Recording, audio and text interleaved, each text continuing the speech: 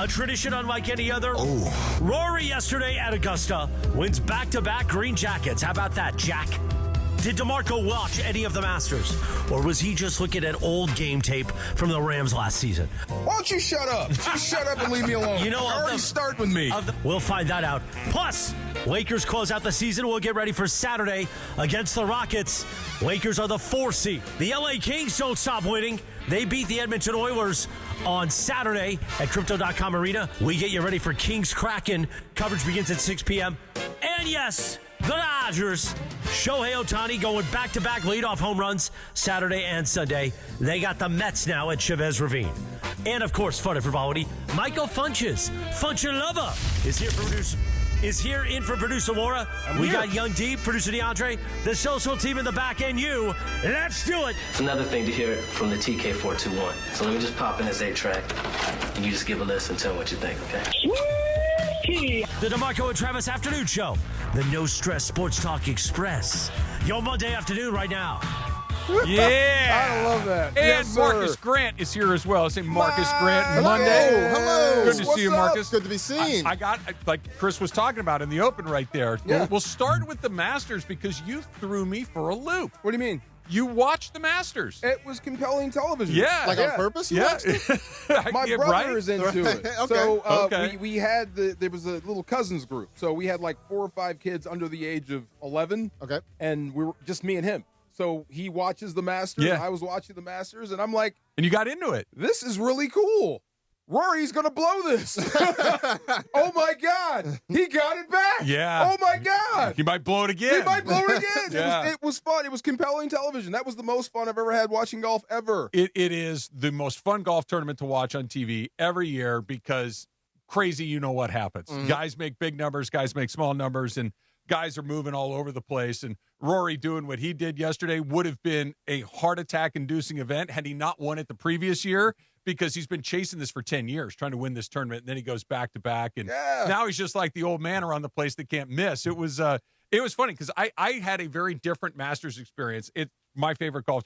I went to the Dodger game yesterday. Okay. Well, the Dodger game and the final 9 holes of the Masters Same time. overlap Yeah. almost exactly at the same time. So I'm watching the Masters on my phone while I'm watching the Dodgers in front of me. What a So cool it was, thing. I'm it sure was- everybody else was doing it. Put it this way, there was more than one person going, did he make that? Because, the phone's only yay big, just right? real quick, why can't you just go ahead and put it on the screen? I don't think anybody would have minded. I mean, All right. just Yeah. throw it off to the side as we're playing baseball. No, can't do that. No. I don't. See, you're there. I Right? mean, I'm trying to think of a reason why you can't. You don't have to have sound. Just put it over there. I remember this was a million years ago. I remember being at a Laker game or a Dodger game in the middle of the summer when the Lakers were in the finals. Mm-hmm. And this was like the Showtime Lakers, and they would give you score updates in between each inning. Yeah. Like, at the end of 2 minutes to go in the fourth quarter, they would give you, and the crowd would go bonkers. No way. So Yeah. everybody likes this stuff. Yeah. I mean, maybe you don't put it on the big jump, but put it on one of the side ones. I got hosed one time in St. Louis. I told you this. Mark McGuire. He hit another bomb. Yeah. Right when we needed to make a play on third down, and we false started because we lost the game. I got hosed one time, but go ahead and just admit it if it's there. That was awesome, but it was so much fun. But I don't. Do you like Rory? I do. Are you? I know. Do you like Rory? Yeah, Marcus? I mean, okay. I like Rory because Rory's been, to your point, because his whole career arc has been getting close and falling apart in crucial moments. Yeah. You start to root for the guy, and now Okay. it does feel like this win happened because last year happened, right? Like if he hadn't won, this collapse down the stretch probably He's got snowballed. no dirt. Oh, yeah. It absolutely snowballed. He's got no dirt. He hadn't said anything crazy. He's good. He's cool. He's cool. I'm not sure if I like the swag. I think that's whistling past the graveyard for the guy. Okay. I really do. I think that's more just, hey, I'm going to look loose. Maybe I'll be loose because I think that he was really feeling all of that pressure. I think what makes him a very likable guy, a very compelling athlete, is he's extraordinarily talented and achieved the highest high. So you know that greatness is in there. But unlike Tiger Woods and some of these other guys, he will melt down. Won 2 in a row. Yeah, well, I know, but it took him 10 years to get the first one after trying to get the career Grand Slam. He has had close call after close call, bad round after bad round, and he can't close the deal. He should probably have 3 or 4 majors more than he actually does because he freaks the blank out. That was Scheffler right on his heels, right? Oh, yeah. Scheffler could have stole that from him. Oh, he almost nearly did. Rose had a 2-shot lead. Oh, my God. Yeah. Okay. There was a lot of stuff. Rory wears his emotions on his sleeve, which is always compelling to watch. Maybe that's why I like him. That he's not – when he sucks, he'll tell you he sucks. When he hurts, he'll tell you that he's hurting. When he has a great day, he doesn't pretend. He doesn't shucks it like, he's like, yeah, man, I was awesome today. Like, he's a really compelling athlete to watch. Just it's the way he walks, I've seen people walk like that. Okay. 100% I don't like you. What is it? Just the carefree? He's too wiry, too loose. He has a punchable walk. Is that what it is? It might be. Like you hear guys with punchable faces. He's got a punchable walk. You walk like people I don't like. Very punchable gate. I like right? that. Like he's got a punchable. Maybe gait. it's envy. Like you can bend and twist that way. Yeah. It was fun. It was fun a to ton watch. of fun. Yes. Now we can kind of check out until next April when we get to do it all over again. Who's the bouncer dude from UCLA? Bouncer dude from UCLA. Knapp? Oh, Jake Knapp. Jake Knapp. Yeah. Like the bouncer. Is he a bouncer in real life or what? He used to be a bouncer. Oh. Yeah. He was on some tour, then was off the tour and needed to bounce to He needed to stay make in. money. To make money. Hey. He became Patrick a bouncer. Swayze? Like Patrick Swayze? Yes. Yeah, like Roadhouse. When have you ever seen bouncer golfer? You seen the guns on that guy? Right, that's what I'm saying. Yeah. You look like a bouncer. Yeah. It makes sense. Even No, bouncers he have golf probably, game. Probably arm wrestled on the side too. Yeah. I just like the way he plays. Yeah. I love that you were watching the Masters. This is my favorite I had no thing. choice. It's my brother. This is good. Your brother made a positive impact on you. Very good. You could have gone outside and like hung out with the kids or something if you we're wanted. not going outside. Yeah, we're staying inside. Okay, let's get to the most important thing. What was in front of you as you were doing this? Was there The TV. Well, no, I understand. What was in your hand? Actually, water. Really? We're fighting Really? back. Yeah. That's Oh, a whole nother thing. Now I'm even more impressed. That's a whole I other thought thing. maybe We'll talk about there that was later. a couple of cold beers. You owe me some rodeo stories. Oh, yeah. See, I really wanted to know about, do they serve barbecue at a rodeo? Now maybe there was some barbecue going on other places where we were kind of. So I went to the Poly Royal, is like the big event up in San Luis Obispo each year for the university. It's their biggest on-campus event of the year. And they build this rodeo arena inside the football stadium there. They got a nice little football stadium, but my son, who's a student there, goes to football games. He goes, I've never seen anybody on this side of the field ever. Both sides were filled with people. Wow. One side was kind of all like community, parents, and then the Rodeo's other side coming was back, all huh? students. And we were down on the field, like to where you could look through the slats at the rodeo performers. Mm-hmm. I'd been to one other rodeo before in Houston. Okay. At I think it was NRG, it might still be at the time, the big where the Texans played, huge arena, right? So we were in a suite, and so you were kind of far away. It's still fun to watch, but you're watching more of the big screen than you are the actual rodeo competitors. Right. Okay. I was 30 yards from where these guys were doing their stuff. Ground level. Yeah, ground level. Right there. And let me just tell you this.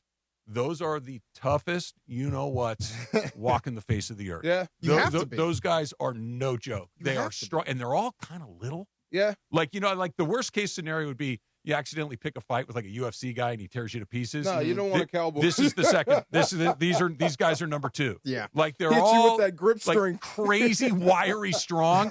This one guy was just these horses are going bananas, bucking all over the place. Yeah. The bulls are going crazy all over the place. These guys get thrown in the air, they land flat on their backs, and they pop up with a smile on Crazy. their face. Yeah, It's crazy. Did they do the mutton busting where they had the kids They on the didn't sheep? have mutton busting. I've seen that before. Okay. It's hilarious. Awesome. That's when you're roping sheep, right? No, No, that's they when you ride have- them. You have the little They kids. ride sheep. Kids Yeah. ride on a sheep, and the sheep's like just hauling ass. And you gotta And they hold all on. run Is They that just have safe? to hang on? Is that safe? No, it's not Probably safe. not. Yeah, he's on a sheep. They give him a football helmet, and the kid. It's like a 6-inch fall. Like it's not, you don't fall far, It's right? as safe as they can make it, but no, it's a kid going Most of 1,000 those miles kids an hour. don't make it from me to DeMarco No. before they fall So off. funny. Wow. Yeah, no, No way. I got lots of rodeo stories that we'll get into today. It was That's really cool. It was a great How weekend. did you get through the smell, though? Look, it smells like horse crap Once you kind everywhere, of accept it, and it's like it's not going anywhere. couple of cold 805s under your nose, You're and good. some chicken tacos. You go nose blind after a bit. I guess so. They Yeah, had we're all stinking. They had lots of chicken available to eat. No beef.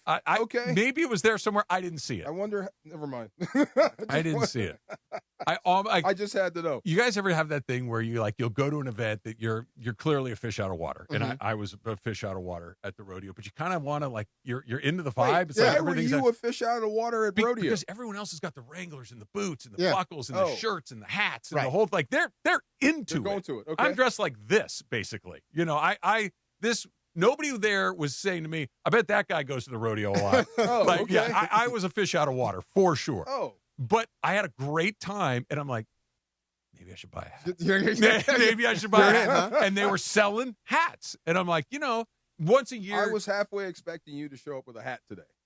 I saw the price tag on said hats, and I'm like, How much are hats now? Hundreds of You dollars. know, Hundreds of bucks? A good cowboy hat Yeah. is an investment. Yes. Do you have a hat? I do not, but I know for a fact that these things are investments. Anybody else have a cowboy hat? No. I figured, Jonathan Martin, you have one back there, but you're a performer. You have to. Do you rock the hat, or is it just for performing? See, he does rock He the actually hat. rocks the hat. Susan ordered like 4 of them off Amazon, and Really? they were $25 a piece. Oh, yeah. But like these were real cowboy hats, okay. the kind that the guys on the animals were wearing. I'm like, these look badass. Game worn. Right. Game Yeah. worn hats. And I'm like, how much? And they show me. I'm like, oh no. No. Oh no. I don't No, like no. it that much. I like it for you, Yeah. not for me. No, I'm Yeah. good. It was great. How was your weekend? Other than your Good. Masters watching? Fun. Good. Today was weird. I was having a Rory type day. Just nothing has gone right. So far this show is going right. Yeah. So this is step one. All right. Everything else to this point has not gone well. Don't move. Nobody move. That's what I'm saying. So How did you hit it in the bunker before you got to work today? it just everything was going wrong on the road. Oh. Everything was going wrong at the gym. Okay. Just one of those days. Even my barber left me for 20 minutes. Yeah. What? Where did he go? Sorry, He what happened? He left me for 20 minutes. He said, I'll be right back, and went outside and started like talking to this dude for like 20 minutes. Oh. Because the guy's like anxiety or whatever. He's like Oh. a counselor. Okay. Oh, do that. So he was doing good deed. But, brah, I gotta go. Can he do like a Bluetooth situation Yeah, I know, right? and cut Like, hair He had to and go talk at the same me. time? I'm sitting there looking at him talk to the guy for 20 minutes. Just one of those things. I'm Oh, like, you could see him? the I whole can time? see him. I'm in the chair, half done, right, one side. And I'm like, dude, come finish. So I'm happy to be here. This is Good. going well. All right. Thank you Good. very much Good. for being good. That's Glad it. to hear it. Marcus, your weekend? It's very low key because the weekend before we were in San Diego, Oh. so like this was kind of just a rest and recuperation weekend. So Okay. not much is around the house. Did a lot of decluttering. Watched the Dodgers. That I was kind of the love weekend. to Yeah, declutter. that was it. Throw it out. It's everything. Hey, do you think throw it out? Yep. Oh I yeah. love throwing things out. So much fun. It's the best thing in the I have world. for you. multiple bags in my trunk that I'm gonna take a good. Did you, Oh, there make, you go. Yeah, did you make a lot. hard choice? I didn't Did you have get to. rid of something? I didn't have to because I was good at. So truth be told, a lot of this was my wife and kids stuff. Like because I tend to. Okay. I- But it can I'm be only- hard. I'm only allowed so much stuff, so much space to keep stuff in the house for me. So Right. like most of the stuff was like the kid was hard because you take a toy out and all of a sudden he hasn't seen it in months, but now he wants to play with it because we're getting rid of it. So that was kind of the hard part. I have a hard time getting rid of my kids' stuff. Like that was her dress, that was her toy. Oh, and yours like, is sentimental. she's like, Dad, you can donate it. I'm like, no, but that's your toy. So here's the rule. This is one of the rules of thumb that Susan and I have argued about this so many times. Like we've been married. It'll be 29 years this year. We have a very successful, happy, loving marriage, and we rarely get into big blow-ups over stuff. One of the constants is we argue over the amount of garbage that she keeps in the house. And it's so okay, here's a perfect example. I wasn't even going to tell this story today. Yeah. So we went to, my son, like I mentioned, is a student at Cal Poly. Mm-hmm. And he had some stuff that he asked us to take home because he wasn't using it. Sure, no problem. So we throw some stuff in the back of the truck. And one of the things that goes into the back of the truck was this little, it's maybe 2 drawers high. It's maybe two feet tall by 3 feet wide and maybe 1.5 feet deep. It's a little plastic, right? Plastic those thing. bins, Yeah, the yeah, little yeah, things. yeah. Yeah. Right. One of the feet is broken off. It's cracked on the side. Yeah. It's garbage. It's literal garbage. You can tape it up. You can tape it up. And Funch, brand new, this thing's $10. Brand new. Okay? So we're getting ready to leave the hotel that we're sitting at, right? And so I go to throw my bag into the bed of the truck because there's other stuff in the back seat of the truck. Therefore, I can't put anyway. Okay. Topic. Okay. And so as I'm putting, I'm like, hey, that little drawer thing. Ben. She's like, yeah. I'm like, there's a dumpster right there. Throw it in that. Like we're at the hotel. The dumpster's right there. Right just there. throw it in the dumpster. No. Why? But just don't worry about it. I'm like, no, I am going to worry about it. Why are we going to haul a piece of trash 200 miles home to throw it? We'll throw it away when we get home. No. This doesn't make any sense. Why would we just not throw it right here? It's right here. It's right here. Right here. Right here. It's right there. How did you get out of this? Oh, I didn't. It's in my garage.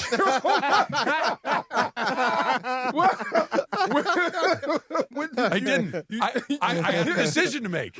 I had a very important decision to make. And the decision was, I can really go in on this right now and have a really miserable 2.5-hour drive to Dodger Stadium. Yeah. Sit there in misery at Dodger Stadium, drive the remaining hour home, and then have a bad night. Or I can just have that stupid piece of junk. Just let in the it truck go of and yeah. We left it in the bed of the truck at Dodger Stadium. I'm like, somebody might steal it, but you know what? Why would anybody steal trash? He's trying to get a kidnapped. Why would somebody steal trash? It's literal garbage. So Do you know why it's still here? Because nobody wants it. Because nobody wants it. Garbage. Yeah. Oh, my God. It's still in your garage. That's hilarious. Oh, my goodness. No, still got it. Still got it. Along with a lot of other junk You in made there the right choice. as well. You All made right, the the right Lakers choice. are into the first round of the playoffs. They will start on Saturday against the Houston Rockets. And is there a little hope to go along with the fear? We'll get into it next. It's DeMarco and Travis. Marcus is here on a Monday. 710 ESPN. And you heard me mention the truck a few times there, right? I could haul a lot of garbage in my Chevy Silverado that I got from Rotolo Chevrolet because my wife likes to keep a lot of garbage. But it is awesome. We took the Silverado all the way from where I live in Orange County, all the way to SLO, all the way back. Just the most comfortable ride in the world. So if you've been thinking about a Chevy Silverado, no better place to go than Rotolo Chevrolet. They got every make, model, and color that you can think of. The pricing, of course, is extraordinary, but that customer service, that is a Rotolo exclusive. There's a reason that they've won Dealer of the Year 14 years in a row because they know how to take care of you. They're going to make sure that the entire sales process is transparent, courteous, and upfront. When's the last time you could say that when you went looking for a car or truck? I'm guessing unless you've been to Rotolo, not that recently. So go see for yourself what all the fun's about at Rotolo Chevrolet. Right off the 210 freeway, Sierra Avenue exit, right there in Fontana. Everything that you could ever want Chevy cars and trucks. And if you're thinking, Trav, awesome. I just don't live in Fontana, man. That's kind of far for me. No problem. RotoloChevy.com. ROTOLO. RotoloChevy.com, and make sure they know that Travis sent you in. Kings fans want a win over the Oilers. Yes! 3 seconds left. 2 seconds and 1. Kings win the final home game of the year. Results in a 1-0 victory over the Edmonton Oilers. And now, tonight, the playoff push continues. Kings and Kraken from Seattle, 6:30 p.m. game. And afterwards, give us a call right here on Kings Talk. Get on with Samboni. The game is tonight. Kings and Kraken from Seattle, 6:30 p.m. right here on ESPN LA, your home for Kings hockey. Los Angeles, your chance to win an Aston Martin is waiting for you at Hard Rock Casino Tajon. Unity by Hard Rock members can receive entries on Thursdays and Saturdays in April for a chance to win a 2026 Aston Martin. Not a member yet? Signing up is easy. Visit casino.hardrock.com/Tajon. That's casino.hardrock.com/Tajon. Or download the Unity by Hard Rock app. Hard Rock Casino Tajon. The easiest drive from downtown LA. Details at casino.hardrock.com/Tajon. Pizza Hut is bringing the heat with their new hand-tossed crust. Crispy and golden on the outside, soft and fluffy on the inside, finished with buttery garlic parm seasoning in every bite. And right now, grab a large pizza with any 3 toppings for just $11.99, delivery or carryout. When you're hungry for big flavor, keep the Pizza Hut coming with the $11.99 large 3-topping deal. Order now at pizzahut.com or download the Pizza Hut app. Limited time offer. Additional charges for extra cheese and toppings, stuffed crust, and original pan. Do you owe $10,000 or more in credit card debt or personal loans? With credit card debt at all-time highs, Debt Relief Advocates is urgently notifying consumers of debt relief now being made available designed to aid consumers with out-of-control credit card debt. Those who qualify and enroll for this relief program may only have to pay back a fraction of what they owe.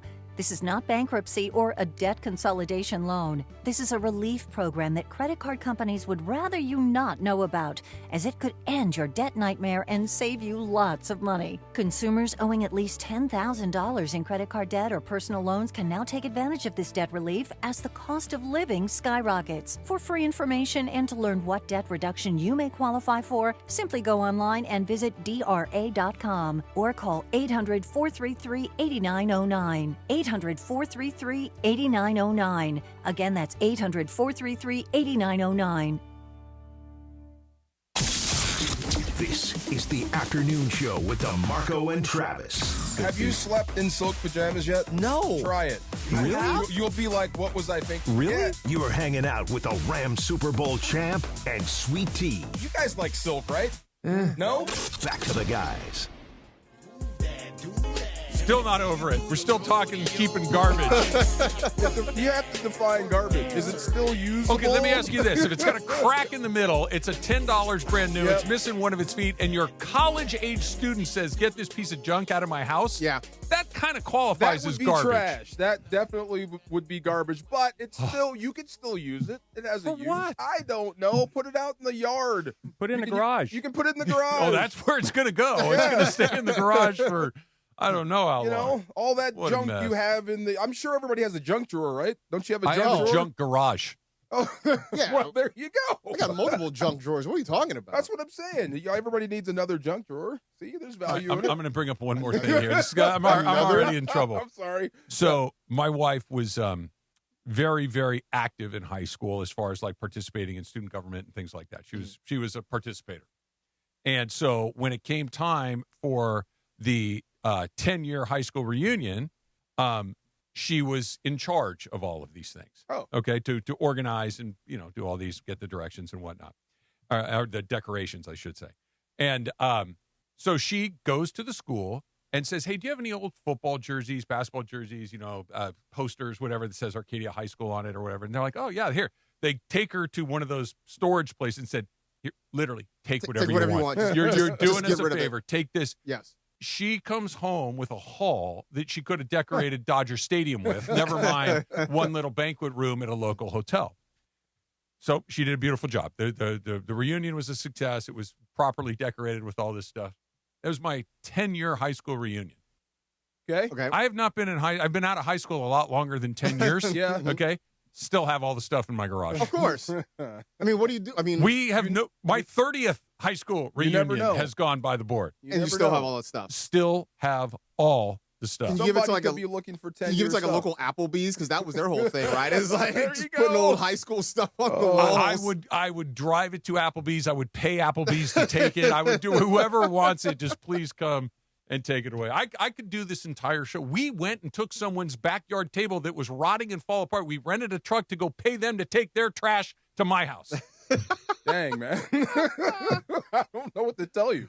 Wow. I mean, take a picture of your if I had garage known, for me. If I had known that, Yeah. we had an old dining set that was in our backyard I for was a thinking while. the same like, thing. If I had Yes. known, I would have called you. Next time I see Susan, I'm going to be, hey, look, I got a table. Bring up the outdoor table. It was a wooden table that was outside. It was rotted. It was in the sun. I got one of those too outside. A wooden table outdoors, and she wants it. Wow. Unfinished. So the water. Anyway, it's a long story. The Lakers. Let's talk about the Lakers. Let's Kind of talk the same about thing. with the kind of a mess. So they finish 53-29. They're the 4th seed in the Western Conference. They'll open up with the Rockets on Saturday evening at 5:30 is the first game. Can we start there? Yeah. That's better than I expected. Job well done, J.J. Redick. Couldn't agree more. Absolutely. Anybody else want to fight that? I thought they overachieved. The fact that they stayed out of the play-in and they were the 3 seed until they lost it just recently, job well done. 3 seed with some heat on them, too. Yes, Yeah. yes. Job well done. You changed us from looking into the future to the right now. You have to give them a lot of credit. Luka got in shape. LeBron was the third option. What else can we give credit for? I mean, I think the way he integrated sort of the complementary pieces goes a long way. I mean, the fact that you were getting quality minutes from Luke Kennard, that you got DeAndre Ayton to come around late in the season. I mean, more than he usually did. Right. Yeah. You know, I mean, look, he's never going to be the guy that was the number 1 overall pick, right? Like, I think that ship has long since sailed. But that you got quality minutes out of him for stretches, in the last month or 6 weeks or so.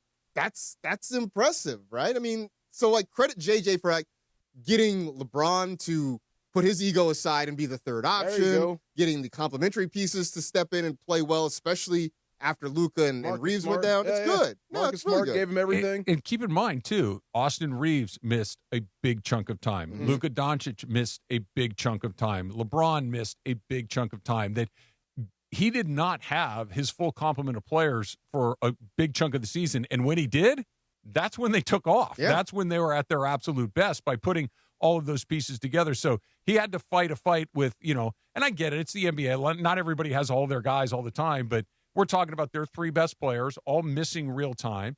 And I think the fact that we could probably go back and name a game or two where they did not look to be particularly competitive, where it looked like they kind of shrugged their shoulders and said, yeah, whatever, that I think is a really good sign. The Lakers played hard almost every single night. And I think that's always a reflection of the coaching. The one game against Boston. There was a no-show. That was shocking. And that it stuck out the way that it did was because they typically don't do that. It was a rarity. It didn't happen. I'll give him credit, JJ, and for getting the big 3 going. Oh, But as far as developing guys, you got one of the worst benches in the league. Yeah, that's not – I don't think that's a JJ strength. I don't think he cares to. I'm not singing the praises of DeAndre Ayton. That guy is frustrating, and I think he told a fib. Remember when he said he wanted to be the Lakers' big man? What Lakers have you been watching? Yeah. No, look, DeAndre Ayton was the reason DeAndre Ayton was available for the price that he was available at is you just saw why.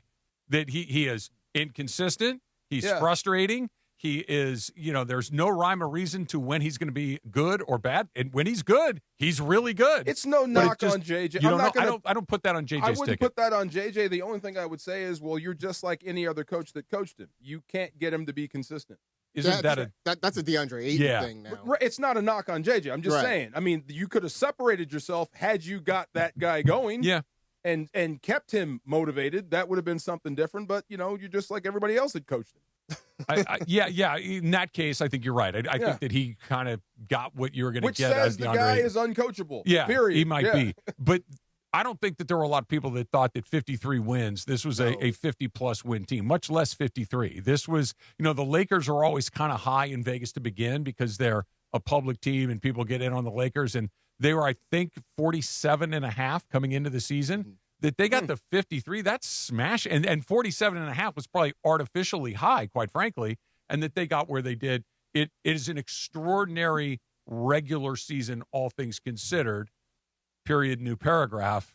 What does it mean if they are about to go and happen, or about to go in a series with Houston, where we think might happen? That's why we started with the positive. Because this ain't going to go very long. Yeah, but I think you have a different feeling about it now based on who may or may not be there, right? If they went through March red hot and they played as well as they did, they got to the 3 seed and everybody looked at the Lakers as suddenly a contender, and somehow they would have flamed out against the Rockets in the first round, if that's what happens, then everybody looks at this as a huge disappointment. I think you look at this as, hey, man, this went really, really well. We are going into this series possibly without 2 of our big 3. It is what it is. You just tip your cap and you appreciate what you did see this season. I'm looking forward to the duel.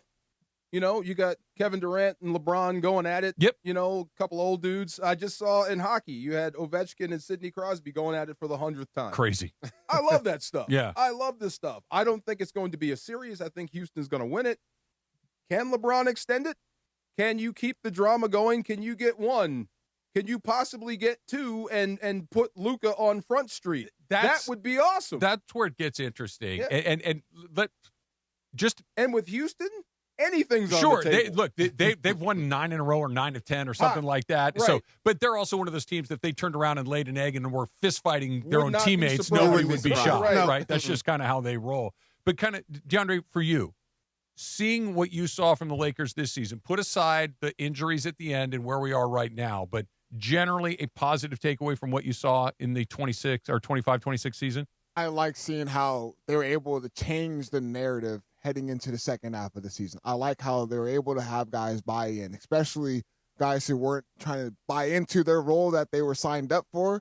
It's good to see them all come together and actually turn their season around, because going in the first half of the season, we were like, damn, man, this is not looking good. It felt like last year. It felt like last year's team. This is the same storyline. Let's just look forward to the offseason. They don't have the right team. Let's build around Luka Doncic. Let's look forward to that. To the point where they have that month of March, so they go 15-2. We're like, oh, they can win a first-round series. They run into the second round. They maybe can give the Spurs a run, but Oklahoma City Thunder is a team they kind of want to avoid.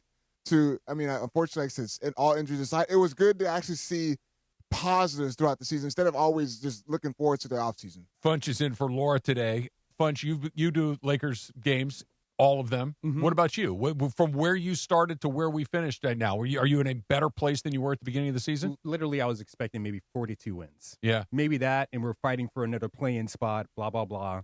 But, yeah, to get up to the third seed, a couple days out of the regular season and, have it the third seed for a couple games or whatever and then get injuries, this is a victory for JJ. And I don't care what people say about firing him. We got to go to a different direction. Wait, who said fire JJ? Listen, I do the Lakers post-game show. I get 5 calls a night on the Lakers post-game show saying that JJ can't coach. He's not Phil Jackson. He's not this guy. He's not that guy. So, yeah, let's get rid of him. Post-game shows make the internet look like an Algonquin roundtable. It's just that you're doing. I mean, they were the original message board. Punchy, right? Punchy. Right. We need you on that wall. We need you on that wall. It's like after the Rams lose one game to the Rays. This McVay thing's really run its course. Oh, my God. What? Sure. Okay, thanks for calling. It is a Michelob Ultra Reaction Monday. The Lakers secured that 4th seed. They now will take on the Rockets this Saturday. Reaction Mondays brought to you by Michelob Ultra, a superior taste worth playing for, the official beer sponsor of the Los Angeles Lakers. Please enjoy responsibly. DeMarco just mentioned that we're going to see LeBron against KD at least one more time. We're going to see whether or not the Lakers can continue to push that series out further and further and maybe make a possibility of getting Luka back. We are all over it on a Monday with Marcus Grant. It's DeMarco and Travis, ESPN LA. Hey, it's Evan Cohen coming up Tuesday morning on Unsportsmanlike with Evan Canty and Michelle. Don't miss UCLA national champion Gabby Jaquez as she joins the show at 6 a.m. Unsportsmanlike starts your day 3 to 7 a.m. before the all-new Sedano and Cat Morning Show on LA's mega sports station, ESPN LA. Call Jacob. Hey, Cappy, listen, you get into an accident, you call Jacob at 800-345-6789, and there's steps to this. Step 1, get safe. Yeah, step 2, get medical care. Step 3, document everything. Step 4, do not guess what you should say to insurance companies. No, and step 5, count on Jacob. Count on Jacob. Accident or injury, call Jacob and Ronnie. Call Jacob 1-800-345-6789. Call Jacob. Cappy, when I walked into the Vision Works Brea store, I immediately thought, this is too easy. I know. And the frames are organized by shape and by price, so you don't have to go digging around. Now, Chris, I had the same experience at VisionWorks in Santa Ana. Seriously, why go anywhere else but VisionWorks? Their 100-day guarantee gives you peace of mind, so if you change your mind, for any reason, just bring them back. Buy one, get one free. Simple scheduling, simple shopping. VisionWorks makes it simple. When you're vacationing in your RV, there are some things you can always count on. Taking the kayaks out on the lake, hot dogs on the grill, and your sister's boyfriend pulling out his acoustic guitar. Everyone quiet! Harrison's playing.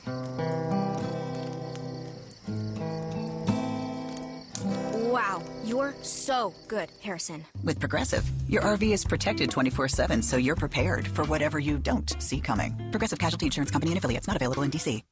We all know winning means showing up stronger, faster, better than before. And when you're chasing that edge, the Drop by GNC cuts through the noise, bringing you the best new innovations in sports nutrition and performance. From muscle building and strength support to improved recovery and focus, we curate the newest drops from GNC Amp, Pro Performance, and Mega Min. Plus, Ghost, Raw Nutrition, Bucked Up, and the top new brands changing the game. No guesswork, just leveling up. Check out the Drop by GNC for what's new, what works, and what's next.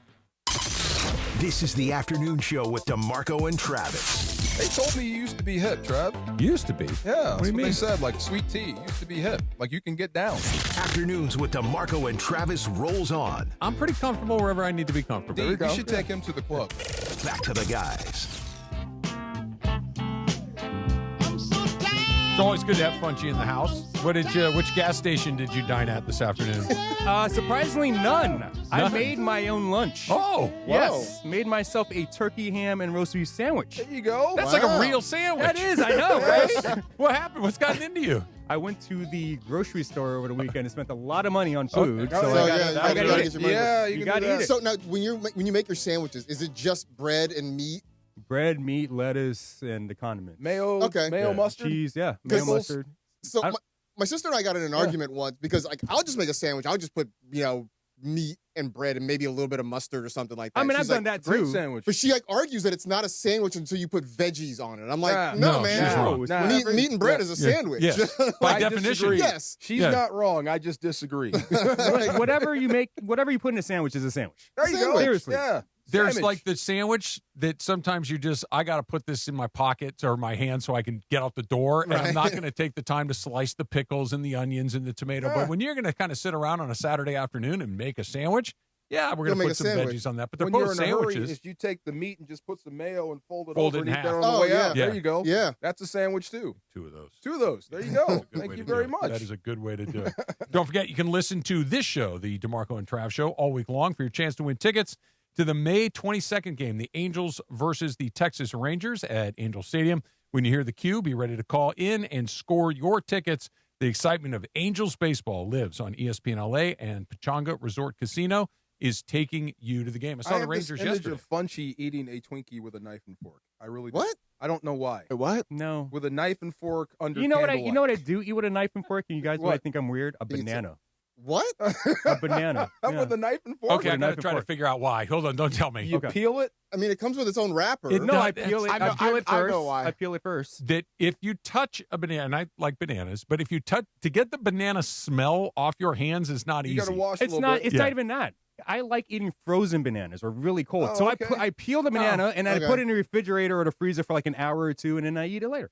Okay. Yeah, That's And then not bad. Yeah, but That's it's okay. You can't really eat a Okay. frozen banana with your hand, right? Which gas station has the best produce section? Jeez, it's not. I don't think it's 7-Eleven. 7-Eleven. 7-Eleven. It's like Okay. AMPMs usually And have you know what? good. Hey, got hey, fruit, at yeah, they least. have fruit. Shout out to this one of our listeners, Rachel, who sent me a $15 7-Eleven gift card. Oh, nice. Wow. Yeah. I didn't know That's that. a I didn't know feast. 7-Eleven had gift Yeah, cards. they do. There's a feast down there. There you It's go. funny you say that.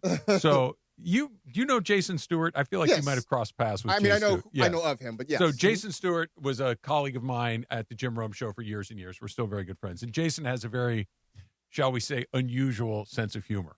Okay. And he would always give very bizarre gift cards as holiday gifts. Okay. And they would have really weird amounts to very weird places. Okay. He gave me a 7-Eleven gift card one Christmas. For $7.11. No, it was for Oh. $71.11. Okay. Oh, that's a lot of 7-Eleven right there, man. I think I still have like $40 Oh, left my on it. goodness. He gave it to me So- 25 years so ago. much Gold right stuff there. for $70. You know how hard it is to spend $70 at That's 7-Eleven? so hard. Yeah. Not for him. Yeah. You could eat for a month. Give me at all Of course I 7-Eleven. could, Cookies. man. Every day, cookies, pizzas, There you go. taquitos, Wow. Slurpees, Big Goats, everything. I like that he's got the menu memorized. Oh, dude. Like you Oh, would my think he was God. reading that off his laptop. He's just going by his last order. That's amazing. All right, so LeBron and KD will go at it again starting on Saturday. We were talking about it. They're going to go at it one more time. Are we sure? Anybody really want to stamp that for sure that this is the No. last time they're going to see each other? Yeah, you think they're going to be in the postseason again after this? Why? wherever they are, both of those teams will be in the playoffs. There's a good chance that both of them are in different spots next year. There's a very good and chance. may not meet in the postseason. This could be the last one. They'll probably make the postseason, but this might be the last time they match up. These things aren't guaranteed. Could be, but the way that it was being sold to me, where I'm saying is like, well, Kevin Durant's not going anywhere. He's still really good in the NBA. LeBron James, I guess there's a possibility he could tap the map. I don't think anybody thinks that's coming up next. No. Like those guys are going to keep knocking heads for a long time. Do you know what the ledger is between the two? Let me look. KD versus LeBron. Does it matter? Not to me, it doesn't. Yeah. Does it matter to you, Marcus? No, it's just about watching two singular talents play against each other is more about what it is to me. LeBron has won 12 playoff series without a superstar teammate compared to KD's 0. I guess that's the one thing that does separate them. KD did beat LeBron in the finals. He did beat LeBron in the finals. But that was what Curry does. Yeah, with Steph and Clay and Draymond, that certainly has something to do with it. Yeah, I'm with you. I think that's the problem with KD's legacy there. But between the two, I never compared KD to LeBron at all. But this would be a shame if KD sweeps LeBron, because it would almost be unfair. You got the better team right now. He should sweep LeBron. They maybe not a sweep, but they should win. The Houston Rockets should win this series comfortably. This should not be a competitive series. And I think that's how I'd frame it. The Rockets beat the Lakers, not KD sweeps LeBron. No, but I think we're going to do that anyway because that's what we do. That's just the internet narrative, right? Yeah. But here's the rub. If the Rockets win, I think it's the Rockets beat a shorthanded Lakers team. If the opposite is true, it is LeBron James takes a shorthanded Lakers team, and Kevin Durant fails again. And we're back to this. That's the headline if it goes the other way. The question is, can LeBron James, who, by the way, for what it's worth, player of the week, last week of the NBA season, can he put a pretty darn mediocre supporting cast on his back and win 4 out of 7 games against a pretty darn good Houston team? Hell no. I'll say it first. Yeah. No way. Anybody want to bet that? Not 41-year-old LeBron James. Yeah. No way. 25-year-old LeBron James could absolutely do that, but not at this point. No. 25-year-old LeBron James ain't going to play in a couple of days. 41-year-old LeBron is. Me, I always go back to how the Lakers played against the Houston Rockets and when they played them twice in Houston. And I understand they have Luka Doncic. I understand they have LeBron. They have that Austin Reeves, excuse me. But I just keep on going just how the way they played defense against the Houston Rockets. And you got to keep in mind that Marcus Smart is going to be back with this Lakers team. And what they did to Kevin Durant as far as making him be the decision maker and as far as making him give the ball up early and force others to beat them, the Lakers can still replicate that heading into the series. Now, I know they're not going to have the same scoring, but the Austin Reeves didn't have a good scoring, performance against Houston Rockets. They won out of those 2 games. Like Luka Doncic, I know he had 30, in both those outings, but there's still a way as far as JJ Redick to make this game ugly. It's still as far as throwing out different game plans, as far as throwing out different looks, different coverages, all these different types of things. They can still throw that out there against the Houston Rockets only because they rely solely heavy on Kevin Durant to do everything for them offensively. I'm with you. I just have one question. What are the Lakers going to do when they do that to LeBron? Because they're going to blitz him. So I'll give it. Luke Kennard has actually looked really good with the ball in his hands. Luke Kennard is the second option. I would say Luke Kennard looks really good, that's not what you want, but he looks really good as far as at least getting them into the offense. And then you're hoping that Rui Hachimura, as far as him getting 15 to 20 points range, you're hoping that he can be that guy like he had that series against Memphis Grizzlies. We go back to him being really, really well, and then DeAndre Ayton. They're going to need the most out of him. He's going to have to be really good. This is what he wanted. He wanted to be that guy. This is your time to be that guy. He didn't want to be Clint Capella. Right. This is time for you to be more than Clint Capella. I didn't say I liked his chances. I said if they're going to find a way to do it, it would have to happen. Andy Kamenetsky, I was listening to his Laker podcast, and he was talking about this, and I think it's a really good point. I'm just going to steal it. That we've got basically a week until they play, right? So there's a nice long time. The Lakers, I think, will practice a decent amount, and I think that I'll kind of put this in baseball terms. Like if they can find some sort of knuckleball to throw at these guys that they haven't put on tape before, that they haven't really done a lot of, that to try to discombobulate the Rockets for a period of time. And I'm not saying that it will work over the course of the entire series, but maybe it works once in the first couple of games of the series. You steal one, you go back to Houston. Maybe it works a second time. And now we're at least getting closer to that Luka Doncic comeback time, potentially at least. But just that, we talked about this before, DeAndre, this going from man-to-man to zone and constantly switching and never throwing the same pitch twice. And that Kevin Durant was clearly very frustrated. He talked about it. Some sort of knuckleball, screwball approach to the opening part of this series. Like, wait, what are they doing? And taking a minute to try to figure it out, and maybe they don't figure it out in time. I mean, I think that's my thing. I think what DeAndre was talking about, I think that works for a game, maybe two.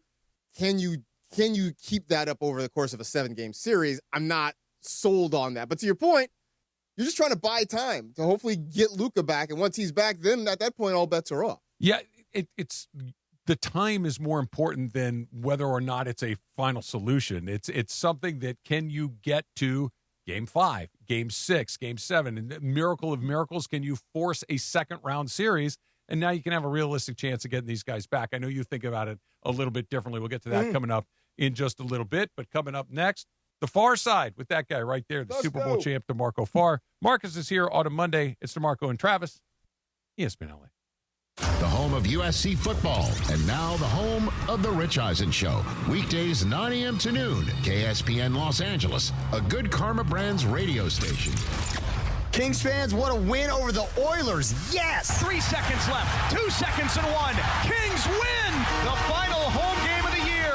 Results in a 1-0 victory over the Edmonton Oilers. And now, tonight, the playoff push continues. Kings and Kraken from Seattle, 6:30 p.m. game. And afterwards, give us a call right here on Kings Talk. Get on with Samboni. The game is tonight. Kings and Kraken from Seattle, 6:30 p.m. right here on ESPN LA, your home for Kings hockey.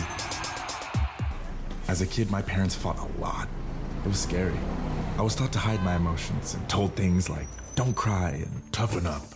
The toxic stress response I developed back then led to anxiety and high blood pressure. Now I'm a parent, and I'm doing it differently. I support my son's feelings so he doesn't bury them. Daddy! Hey, buddy. Oh, that's a big hug. Learn how to help kids grow without toxic stress response at first5california.com. It's almost Earth Day, and that's when I like to grow things like pansies. And money in my pocket at Morongo. Now your top reasons to visit Morongo. Rewards members get a free Earth Day reusable utensil set the 22nd while supplies last. Number 2. We're giving away a Polaris Razor Pro R Ultimate April 30th. And the number 1 reason. Pool season is on. The Oasis Pool and Lazy River are open. Party in the cabana. Morongo, good times. Here's something I learned firsthand. A lot of ERs don't have pediatric specialists.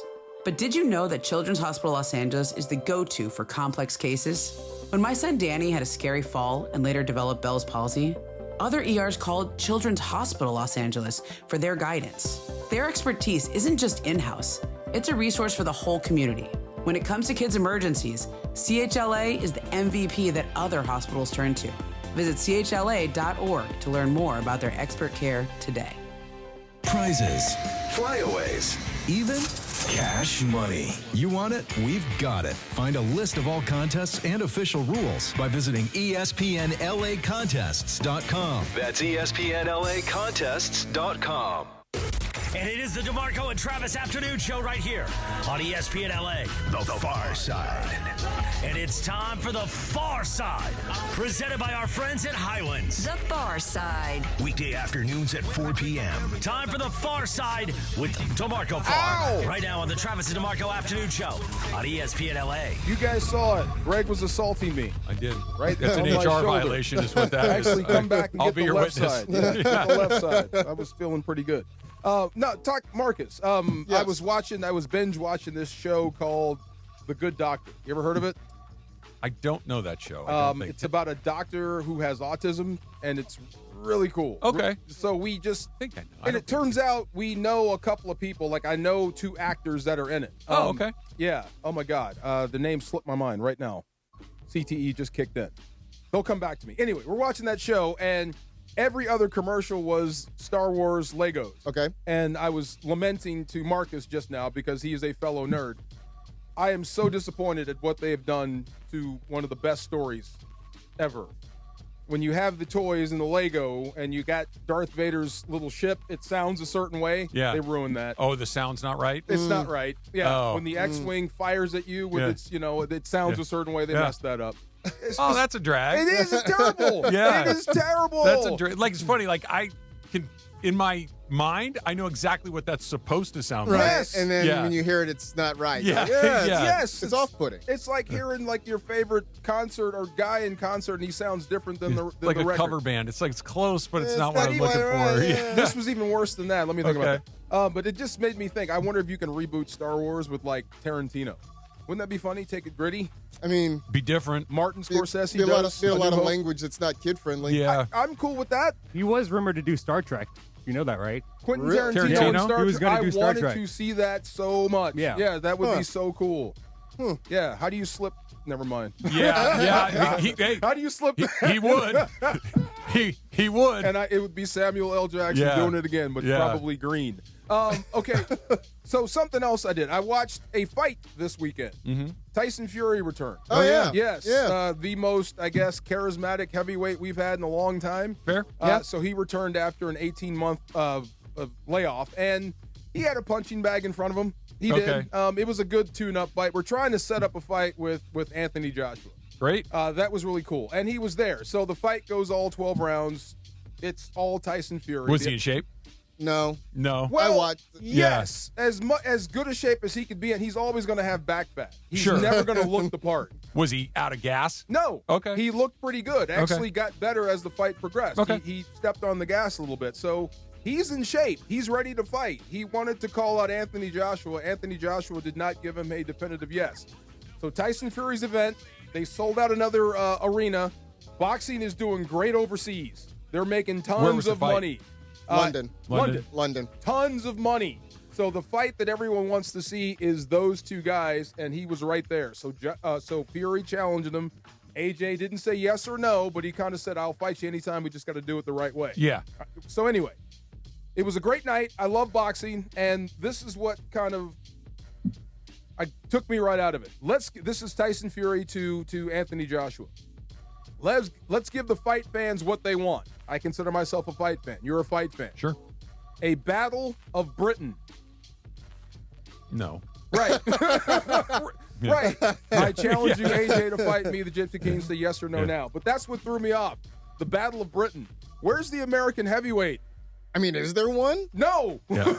No. Right. I mean, it was Wilder, but we're done. Yeah, you we're done saw with that his now. last fight. That train has hit the wall. It's over. There are American heavyweights. They're just playing offensive and defensive line. That's what They're say. just not fighting. They're playing other sports. The athletes are still there. I've heard this about sports teams. I've never heard this about sports in general. They say American heavyweight boxing is in a rebuilding phase. Okay. I've never heard that said about No. sports. Yeah. I've heard that about certain teams in a sport, but not an entire sport. So we are rebuilding as heavyweights in this country. It is so disappointing that we don't have a big fight to be had here. I know. That we have to go there. And that fight came on at 2:30 p.m. The Paul brothers aren't scratching your itch for heavyweights. No, they're killing it here. Well, I hate how we're watching them too. I hate how we're watching. They are them. killing like, the you know, sport when they have here. Netflix, I'm watching them. I don't want to see them. So here's no, of course not. But I'm watching them. You can speak to this better than I can because I'm not a huge fight fan. But like when there's a big fight lately, it tends to be two guys who, I think one of the commentators said this, that we're seeing these fights when it's too late. Yeah. But these are guys that are well past their, like Tyson Fury, Anthony Joshua. These guys are both, I mean, Fury just came off of an 18-month layoff? 18 months. Right? Yes. I mean, he's well past his prime. Anthony Joshua probably past his prime. So, like, not only do we not have American heavyweights, we have carnival shows like the Paul brothers. Yeah, Anthony Joshua is 36 years old, by the way. Right. But when they do sign to fight, I will be right there. I cannot wait to see And you that know we got to fight. see another Manny and Floyd again. But here's the thing. We don't have to. But here's the thing. Joshua's 36, you said, D? Correct. At least these guys are in their 30s. Like the Pacquiaos and Mayweathers, they're in their 50s. In their 50s. But we're going to watch it, though. Speak for yourself. Speak for yourself. I want better for you, Funchy. I think I might watch it. I want not better If it's for on you. free, if it's free on Netflix, I'm gonna watch it. Now that's different. If it's free on Netflix, then maybe you're flipping on and see, maybe get somebody to get their lights turned out. See, not just anybody. I want to be there when it happens. Yeah. If Floyd gets tagged and doesn't get up. Which is why people watch Floyd Mayweather Exactly. fights. That's now. why I'll be there. But it was so disappointing for that. And I'm happy boxing is healthy. It's just not healthy here. Yeah, it's a drag because there is nothing, you and I have talked about this a lot. And Marcus, I don't know, in your, many years of covering sports, have you ever covered the boxing scene at all? Never covered it. Yeah, there's nothing like It's it. a blast. There is nothing like it. The characters involved in that universe are singular to that sport. They are just terrifying, hilarious, fun, scary. They're all of these things. All in the same all 5 in minutes. the same 5 minutes. Right. And there is nothing like a fight, especially a heavyweight fight, when you're in the building, but even just having a fight party, inviting everybody to your house. Oh, yeah. Everybody's having a good time. And that once the main event starts, nobody's going to get a beer. You are locked It's a in for blast. that 40 minutes or so that fight takes place. And I'm not a UFC guy, so maybe those things are still happening and I'm just missing them. It's still not the charm of boxing. No, there's something about a big time fight, and Yes. even like a Fury Joshua fight. Yeah, I'm in. I course. will watch that. That does because Those it's two not behemoths featuring in a the same ring, I will watch. YouTuber. Right. It's these are two professional fighters that make their money doing this. Yes. I'm here for that. And I'm a fan, just real quick, I'm a fan of the green belt. That's the ring belt. That's the belt of the guy who beat the guy who beat the guy. Yeah. Going all the way back. That I love too, but sometimes that fight is boring. Sometimes I just want to see two big dudes throw hands. Yeah. And that's Fury and AJ. Yeah. Fury and AJ. I want to see who comes out on top because the one guy who loses is going to have to eat Big Crow. Yeah. Yeah, because they both talk a lot of trash. And those fights are fun too because you get those undercard moments, and Oh, yeah. you're gonna, you got 4 or 5 undercard fights. At least 2 of them are going to be really good. Oh yeah, Yes. and you're going to see 2 guys who that else is can gonna fight? go. Gina Carano and, And Ronda Ronda Rousey are Rousey. getting ready to Which fight. I want to watch that. it's sort of like we're bringing going to watch that. We're bringing people back like Right. long after their star has faded, and we're trying to like make something out of We're it sick now. people. Okay, here you go. What? Gina Carano first crossed the sporting radar when I was still working for Jim Rome. I worked there in 16 years. Okay. Okay. Right. Yeah. One of the very first stories that I covered here at ESPN when I got hired at 710 was Ronda Rousey getting knocked out by Holly Holm. I've been here. Is Momo here? That I've was been the here best day of my life. 13 years. Right. You know what I mean? Like Yeah. these Yeah. are names that you Yeah. know, but they are well past the time where it's like, oh yeah, I want to see There's that. still big fights to be had for Yeah. some people. It just, it's kind of sick that we're asking a 50-year-old to get out So there. boxing's in a rebuild. It's in a rebuilding period. Heavyweight How do you boxing. rebuild it? Did they explain that? I guess like you said, you're exactly right. You're going to have to steal some kids away from those sports. Boxing is a sport of the poor, period, in the story. Yeah. There's easier way out of bad circumstances without getting punched in the face. Yeah. You know what I mean? So Yeah. sports has changed, but they'll come one day when a heavyweight will walk this way again, like Mike Tyson. I know these guys are not heavyweights, but on my Instagram feed the other day, I don't know why it got decided today's the day you're going to get a bunch of old fights. I watched Hagler Hearns again. Oh, war. man. Like it was like and the first round was like the best thing you've ever seen in your Right. life, War. and it was 3 minutes, and Yes. it's like where did this go? When was the last time you saw a fight like that? That's the thing about Floyd. He's the one that killed it. So we're hoping someday Dude, he gets it. They were each taking shot after shot directly Yeah. on the chin, and neither one of those guys was backing up. That's the old days where everybody fought each other. Oh. Yeah, this is different now. Yes. Now we got the Paul brothers. Please. Can they fight each other? That would That'd be be awesome. great. I'd Yeah. pay $300 for that. That would be great. Logan Paul's got to stay ready for his WWE career, man. WrestleMania this weekend. Come on, man. Are you interested? A little bit. A little bit? Yeah. It's not selling me this year. Why? Cody Rhodes is not my thing. Is he the champ? He's kind of the star of the show. He's just not selling. But he's kind of worked. I mean, he's worked his way. I know he is kind of a nepo baby, but the fact that he started in AEW, and I'm only peripherally interested in this thing, but he started in AEW, has worked his way up, and is now the WWE champ. I mean, there's something to be said for that. Half of You the know what thing really in kills wrestling it? is you got to cut a promo. Yeah. And he's got a lisp. It takes you right out of it. Dusty had a lisp Sell it too. for you? Dusty had a lisp too. But Dusty sold it though. You don't know what hard times are, Daddy. See? And you know what? What really kills it is that they made it 2 nights. Like, just make it one night. Yeah. Do the guys wrestle on both nights? Yeah. Yeah. Oh. There's a night 1 and a night 2. Where is it this year? Because wasn't it was at SoFi Vegas, recently, Vegas, wasn't it? Vegas. Okay. They put butts in seats. They do. Yeah, no, they absolutely do. Just this year, not so fired up. So Luka's coming back stateside. He's going to be on the Laker bench for Saturday. Good news, no news. We'll try to figure it out. It's coming up next. It's DeMarco and Travis. Marcus is here on a Monday on 710 ESPN. Mornings in LA start with Sedano and Cap. Cappy had to record these Beach Life commercials. And there were 4 of them, 4 scripts last night. He didn't record 6. Yeah, I did. And sent us an email about like how he did extra. That's how badly he wants to hook up. Weekdays starting at 7 a.m. on ESPN LA. That's how much I love this festival. He's That's like, I exactly just right. did these 2 extra ones in case you need it. No, the reason I did 2 extras, though, is because I read the scripts and I was like, you know what? I actually think that if I go off script and I just am more authentic because I really love this festival, I think they'll be better. So then And he'll be able to to juice out more free passes. Right, I recorded 2 extra ones. You know what I mean? That's 2 extra passes right there. Are you the host of this, or what's going on here? I mean, I don't know if I'm the host, but this is South Bay Cap. You know what I'm saying? I mean, this is when I go from East Side Cap to South Bay Cap. Yeah, that's what we all want to do. The Morning Show with Sedano and Cap. Weekdays starting at 7 a.m. on ESPN Los Angeles. Is it time to downsize? Selling your home doesn't have to be a hassle. With Seller's Advantage, skip commissions and costly repairs. Get a fair, competitive cash offer without worrying about the details falling through. Chris Chavez, a real customer, says, quote, Seller's Advantage offered me more than I expected. The process was fast, easy, and much better than using a realtor, end quote. Call 888-390-AS-IS or visit sellersadvantage.com for your free cash offer.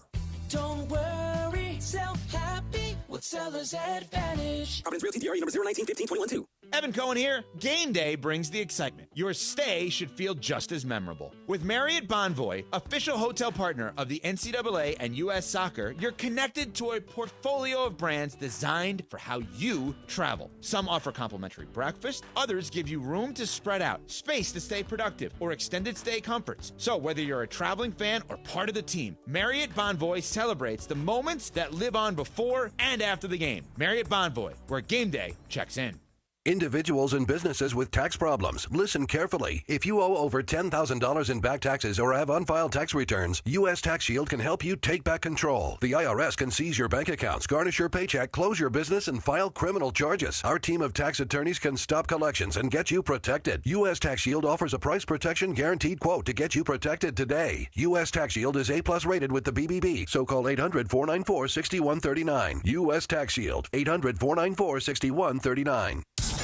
Purple and gold playoff energy. The playoffs are here, and it starts with Game 1. All eyes on LeBron James, ready to carry the load on the biggest stage. Fall-away 17-footer good again. LeBron has dialed back the clock. Standing in the way, Kevin Durant and the Rockets, hungry to steal Game 1. Pre-game starts Saturday at 4 p.m. The Lakers' postseason push happens right here on 710 ESPN and the ESPN LA app. It's DeMarco Farr and Travis Rogers. I know just enough to pretend that I know what I'm talking about. That, by the way, goes for almost everything except for drinking and baseball. Afternoons with DeMarco and Travis rolls on. Puppy power! I did not know you had that in you. Come on, I just love that show. Come on. Back to the guys.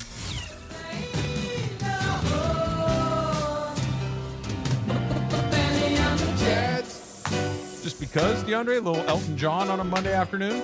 Yeah, just because. All right. I never know, because sometimes, you know me. It might be a could be on this anniversary day. thing. No, It it is on this eyes day. are good today. Oh, it is? Yes. Yeah, I'm just trying to think what could this be connected to. I don't Last know. time we saw your eyes were all messed up. Yeah. I had to wear sunglasses the last time I was in here. Oh, really? Yeah. And they kept playing all this blind music. Ray Charles, Stevie Wonder, Corey Hart. Side note, we need more blind celebrities. I'm really on this. This is a thing for me. Because, like when an umpire misses a call, we're always like, Stevie Wonder going to see. Right. Stevie's like almost 80. Like, he's not going to be here much longer. Point. Do we have one? We don't have any blind We need more blind celebrities. Let me see. Is Stevie Wonder really blind, though? Stevie's not blind. You are not buying it. I mean, I know it's the big internet rumor. Yeah. Like, I think he's actually blind, but I like to play along with the rumor. It's fun. Grab that mic stand out of like he was right a ninja. I mean, was it some award show? He like jumped up and started dancing like at the edge of the stage. And I'm like, I got nervous. I'm like, Stevie, don't back off from the edge of the stage, man. Like, I don't want you to fall. Andrea Bocelli. Is he still with us? Is he blind? It says the the opera opera singer who The lost celloist? decided 12. But The no, celloist? Andrea Bocelli is blind. Yeah, classical singer. Yeah, he's blind. No, Jose Feliciano? No. Jose Feliciano's not with us Not anymore. with us anymore. Ronnie Millsap, And even Bocelli is 67, so he's a little younger than Stevie, but Speaking of Roadhouse, is Jeff Healy still with us, or did he recently pass? I think. Remember Jeff Healy? No idea. Not by name, no. He was the bar band from Roadhouse. Is he blind? He's blind. Yeah. Oh, all right. Nope, he died 2008. Oh, well. Never mind. Yeah, Jeff Healy. You know Jeff Healy. I'm looking at It's him. this guy. Name Stone. The Jeff Healy The guy band. that was on, That guy. Okay. the blind guitarist guy. That was Angel Patrick Eyes, Swayze's, my way. We I are know that we one. are That's short. him. We Okay. are short on blind celebrities. We Yeah. need more. Right, we yeah. had Ray Charles. We had Stevie Wonder. We had Jose Feliciano. Yep. Okay. You know, we're short on them. We need more. You know what the internet's counting? They're counting Slick Rick because he has his right eye. You That's- can't see out his No, right No, eye. he's not Oh, actually man. blind. Yes. No, Name- that doesn't count. No. Name 2 Slick Rick songs. Children's Story Uh-huh. Story and and Lottie Lottie Dottie. Lottie Dottie. There Lottie you go. Dottie and Children's Story. I should have said name 3. The next one that he was about to say. Hey Young World. Yeah. Dang. Man, Mess let me with go the first rhythm. next time. Stop Nice. jumping the line over there. Well, see, but I mean, but that's what LeBron's going to have to do is exactly that. Keep pulling a rabbit out of his hat. Yeah. To get past, for the Lakers to get past Houston. I hate to keep saying LeBron get past Houston. Yeah. For the Lakers but to move on to round 2. You're right both ways. Either way, right. You're right that it should be the Lakers, but the only way it's going to happen is if it's LeBron. Especially if he, starts to fill it up and play like he played towards the end. And the one thing, and I have to give you props for this, did we describe LeBron as passive aggressive? Yes. Okay, so when he accepts the third option, I love it. But every now and then he'll pop off saying stuff like, I can still do this. I'm still that guy.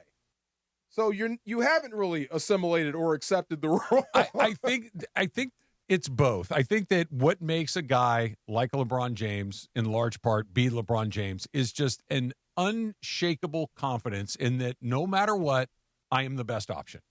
Even if I'm 100 years old, even if I've played 30 years, that I'm him and I'm the guy that can always find a way to do it because I always have. And it never, ever crosses my mind that maybe I'm not the same guy. And then there are other times where when you wake up in the morning, you put your feet on the ground, and you're like, damn, man, this does not feel very good. But he's both of those things in his mind at the same time. And I don't think he's going to do it, but I am not going to cut out the possibility of that he at least can make it really, really difficult on Houston, that if he can go out there and find a way to get 30 or 35 a night, all bets are off. I don't know if he can do it 4 times to get it done, but it's LeBron James. I'm not saying there's no chance. I think it's a small chance. It's a small chance because he can bring that level.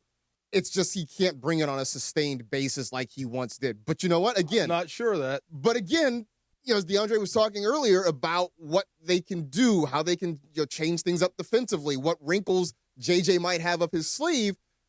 If they can do that and steal a game somewhere along the line, they can get one at home, maybe steal one in Houston, then or the Rockets rocket. Or the Rockets rocket. By the way, right? that might be the Lakers' best plan, is that the Rockets hate each other Keep it again. close until the last 5 minutes and see what happens.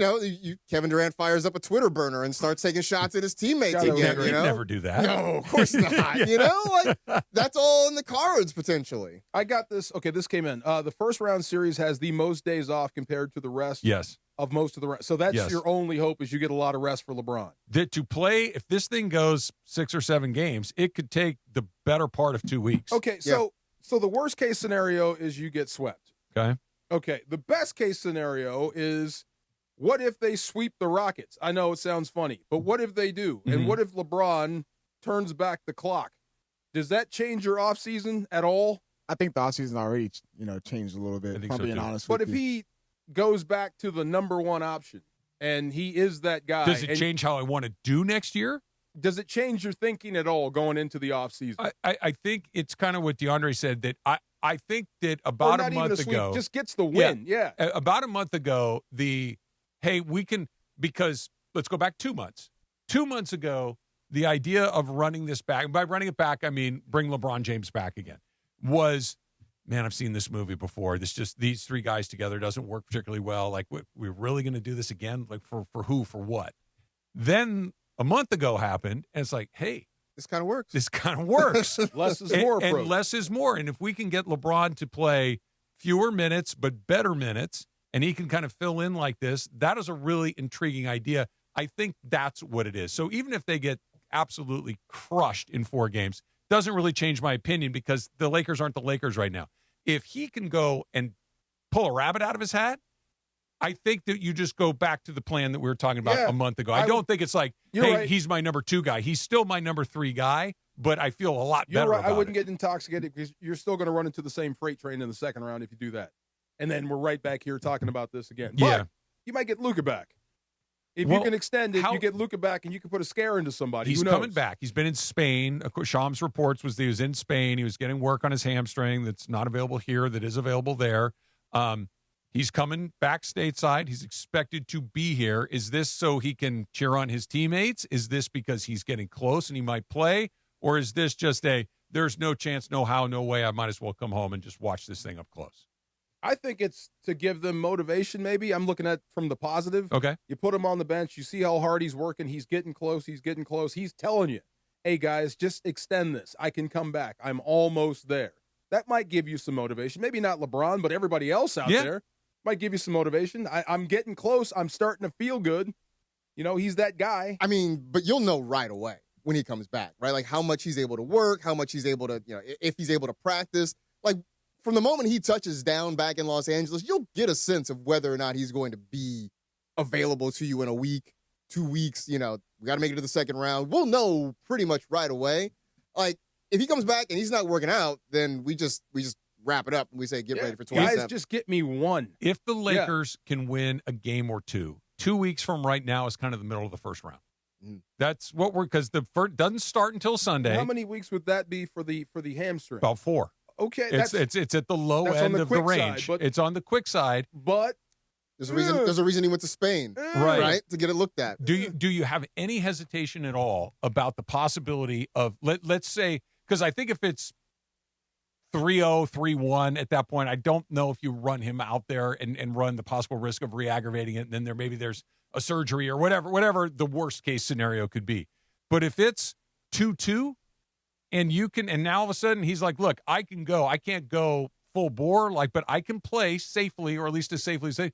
Do you still say, look, we're going to give this another week or 2 because next year and the year after that's I'm mostly with you on the important. record thing, but if it's 3-1, but you've been competitive and he can put you over the top, hell yeah. Get over there. Extend this thing if you can. But if you're getting crushed 3-1 and you just barely won the one, no. Okay. Well, the other part of it is how much Luka do you need? Like, obviously, he's not going to be 100%. Are you okay with 75% Luka, 80% Luka? Like, what's the threshold of, like, you're good that we're willing to take the risk on? It's an interesting question, but I would look at it not as, like, how much of a percentage am I going to get of Luka? It's what is the percentage that I could lose him next year? That we could have some sort of medical setback that would prevent him from being full speed ahead game 1 of next year. Because, look, Luka's not an old player, but he's not as young as he once was. There's a lot of miles on him. He's got a lot of miles. He's 27 years old. That, this would be year 2 of Luka in L.A., where the ultimate goal was not realized. You're going to try to maximize this at some point. We know we got the offseason coming, LeBron, et cetera, but we gotta start to make some sort of progress. And if you're starting behind the 8 ball with another injury at the beginning of the year, that would scare me. And to be honest with you, it's a reoccurring injury. Like it's one of those that hamstrings and calf strains. It's been something that's been with Luka Doncic since he's been in the NBA. Like those are the minor injuries that he's been getting. Remember Denver this year? Jamal Murray, how many games because of a hamstring? 40 games. No. That would be the downside. Even Aaron Gordon, too. Aaron Gordon missed some time. That would be the downside. And he had a hamstring injury last year in the playoffs, and he's carried over to this season. Nope. I want to make sure he's 100% healthy. But if you can go, look, if you do put him back out there, he's going to be compromised. And just know this: he may give you one side scoring and no defense, and I'd be cool with that. That's pretty standard. But going back to when he's not playing defense at all, I would even be cool with that. Just we'll try to outscore you to win a game. See, we say that not playing defense at all, and I always go back to the second half like we have been doing. He actually gotten better towards as far as being rotated into the right spots, taking charges. Like that was a good step towards the right direction as far as him being a willing defender. Yeah, definitely. But if you can't hide him in the playoffs. But if you came back now, like I said, he's compromised. He's coming back on 4 weeks. That's the short side. I would say the improvement you made, good. Don't do it. Yeah. I don't want you going all out. Yeah. See, that's the only thing is though, like it would be smart for Houston, knowing that he's out there on the basketball court, knowing that he's probably going to be at a 75% rate to go at him. If Houston is smart, go right at him. If you're smart, time like after time. How many shots did Kobe take in his last game? 170 billion. Luka, do that. Yeah, go do that. Right. It is Kings game day. The playoff push continues as the Kings take on Seattle tonight on the road. Pregame coverage starts at 6 o'clock, leading you right up to face-off, which is at 6:30. After the game, keep it here for Kings Talk with Sam Batesh, your spot to react and break it all down. You can get you every moment on ESPN LA 710 and the ESPN LA app. Just tap the Kings play-by-play tile, home of the Los Angeles Kings. Got to go to my first Dodger game yesterday of the season. This was my first time I had set foot inside Dodger Stadium all year, and quite frankly, got off to a glorious start, ended really, really quickly. That's coming up next. It's DeMarco and Travis. Marcus is here on a Monday on ESPN LA. Mason in Ireland. So at Pizza Hut in Canada, you now have an additional option. You can always get cheese in the crust, right? They are doing hot dogs in the crust. I think it's real. I'd try it. The OGs of LA Sports Radio. If you're eating pizza, who the hell cares, right? Put as many toppings on as you want, as much cheese as you want. Strongly hot dogs disagree. And cheese in the crust. It doesn't matter. There's no such thing as healthy pizza. Pizza is sacred. It's one of the most beautiful, wonderful creations that we have on this earth. Okay. Is pizza. Yeah, I am pro evolution. I'm in favor of the evolving nature of pizza, which when is can now enough, include Mason? both When is enough cheese enough? and hot dogs in the crust. So, by the way, is there a better stoner food in the world than hot dog crust pizza? Mason in Ireland, weekdays at noon on 710 ESPN, the all-new ESPN LA app, and live on YouTube. Hey guys, it's Sedano. It's springtime in SoCal, and if you're still on those same old floors, make a power move with Hernandez Wholesale Flooring. Millions of in-stock options. Hardwood, laminate, waterproof vinyl, carpet, even turf. No waiting on spring sales, just true wholesale pricing every single day. Extra savings for first responders, military, and veterans, plus price match. Hit the showroom right off the 5 freeway or check them out at HernandezWholesaleFlooring.net. No games, no gimmicks, because no spring sale beats wholesale. Hey guys, it's Cappy reminding you to count on Jacob for every accident type. You have a pedestrian crash? You call Jacob. You have a slip and fall? You call Jacob. You have a truck wreck? You call Jacob. 800-345-6789 for Call Jacob. Call Jacob. Adam Schefter here. You know the feeling when a candidate just stands out? Not just their resume, but their energy. That makes a difference. If you're hiring, you want a candidate who's passionate, but you can't get that insight from a resume unless you post your job on ZipRecruiter. Their matching technology finds qualified candidates fast, and ZipRecruiter has a new feature that shows you the most interested qualified candidates first. Try it for free at ZipRecruiter.com/sports. That's ZipRecruiter.com/sports. Hey, it's Rich Eisen for Pella Windows and Doors. Sometimes teams take a time out to regroup and call the right play. When it comes to your home, Pella Windows and Doors always has the winning game plan. They're not just window and door experts. They're experts at taking care of you and your home. At Pella, they find the products that meet your needs and their experts install them. They do it every day, and that's why your neighbors trust them. Discover why Pella is a trusted choice for homeowners everywhere. Visit Pella.com/Eisen today. That's Pella.com/Eisen. Kings fans, what a win over the Oilers. Yes! 3 seconds left. 2 seconds and 1. Kings win the final home game of the year. results in a 1-0 victory over the Edmonton Oilers. And now, tonight, the playoff push continues. Kings and Kraken from Seattle, 6:30 p.m. game. And afterwards, give us a call right here on Kings Talk. Get on with Samboni. The game is tonight. Kings and Kraken from Seattle, 6:30 p.m. right here on ESPN LA, your home for Kings hockey. This is the afternoon show with DeMarco and Travis. If I came in a tank top and dolphin shorts, you'd be like, what's up, dude? What's going on over there? DeMarco and Travis continue. I couldn't have been scareder. Is that a word? More scared? More scared. Back to the guys.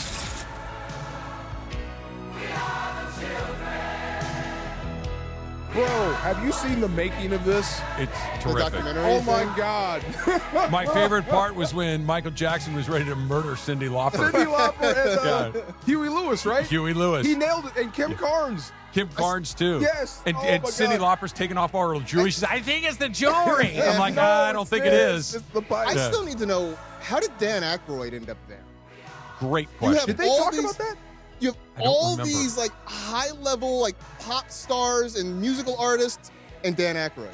Well, Ghostbusters was the bomb. You know, he was Yeah, I mean, Blues Brothers. Yeah, right. Blues Brothers, Coneheads. I mean, Yeah. famous person, but no, that where I remember the scene where Huey Lewis was so nervous about having to sing that portion of the song with Michael Jackson. It's Lauper, Lewis, and Jackson are together, and they're going through it, and Huey Lewis sings his part, and he sounds like Huey Lewis, and he sings the song correctly. Goes to Michael Jackson, and it is note perfect. Oh, yeah. And then it goes to Cyndi Lauper, and she's all over, and they're like, no, stop. Let's do it again. And they keep doing it, and Michael it was like it was a recording. It was exactly the same every single time. Huey Lewis doing it exactly the same every single time, and old Cyndi could not find the note. She did it, And he though. was pissed. He was like, it's because you think of Michael, you think of Michael, right? You don't yes. think of somebody that's like going to get all But angry he's and a hostile. perfectionist. Like that Yeah. was his thing. Was You a didn't see Michael. perfectionist. You saw Mike. Yeah, It was Mike was like, Mike yo, was mad. get this right, lady. Like, are you doing to my we are song? wasting. Do you do this for a living? Because I Right. do. You call Yeah. that singing? Yeah, this Wow. is not going to work. So we got the WNBA draft is taking place right now. So just went UCLA goes back to back. Yes. UCLA back-to-back 4 and 5. And Lauren Betts went number 4. Yes. And you knew You're gonna Lauren help Betts' me. mother, but you were talking about like, this is how you feel old.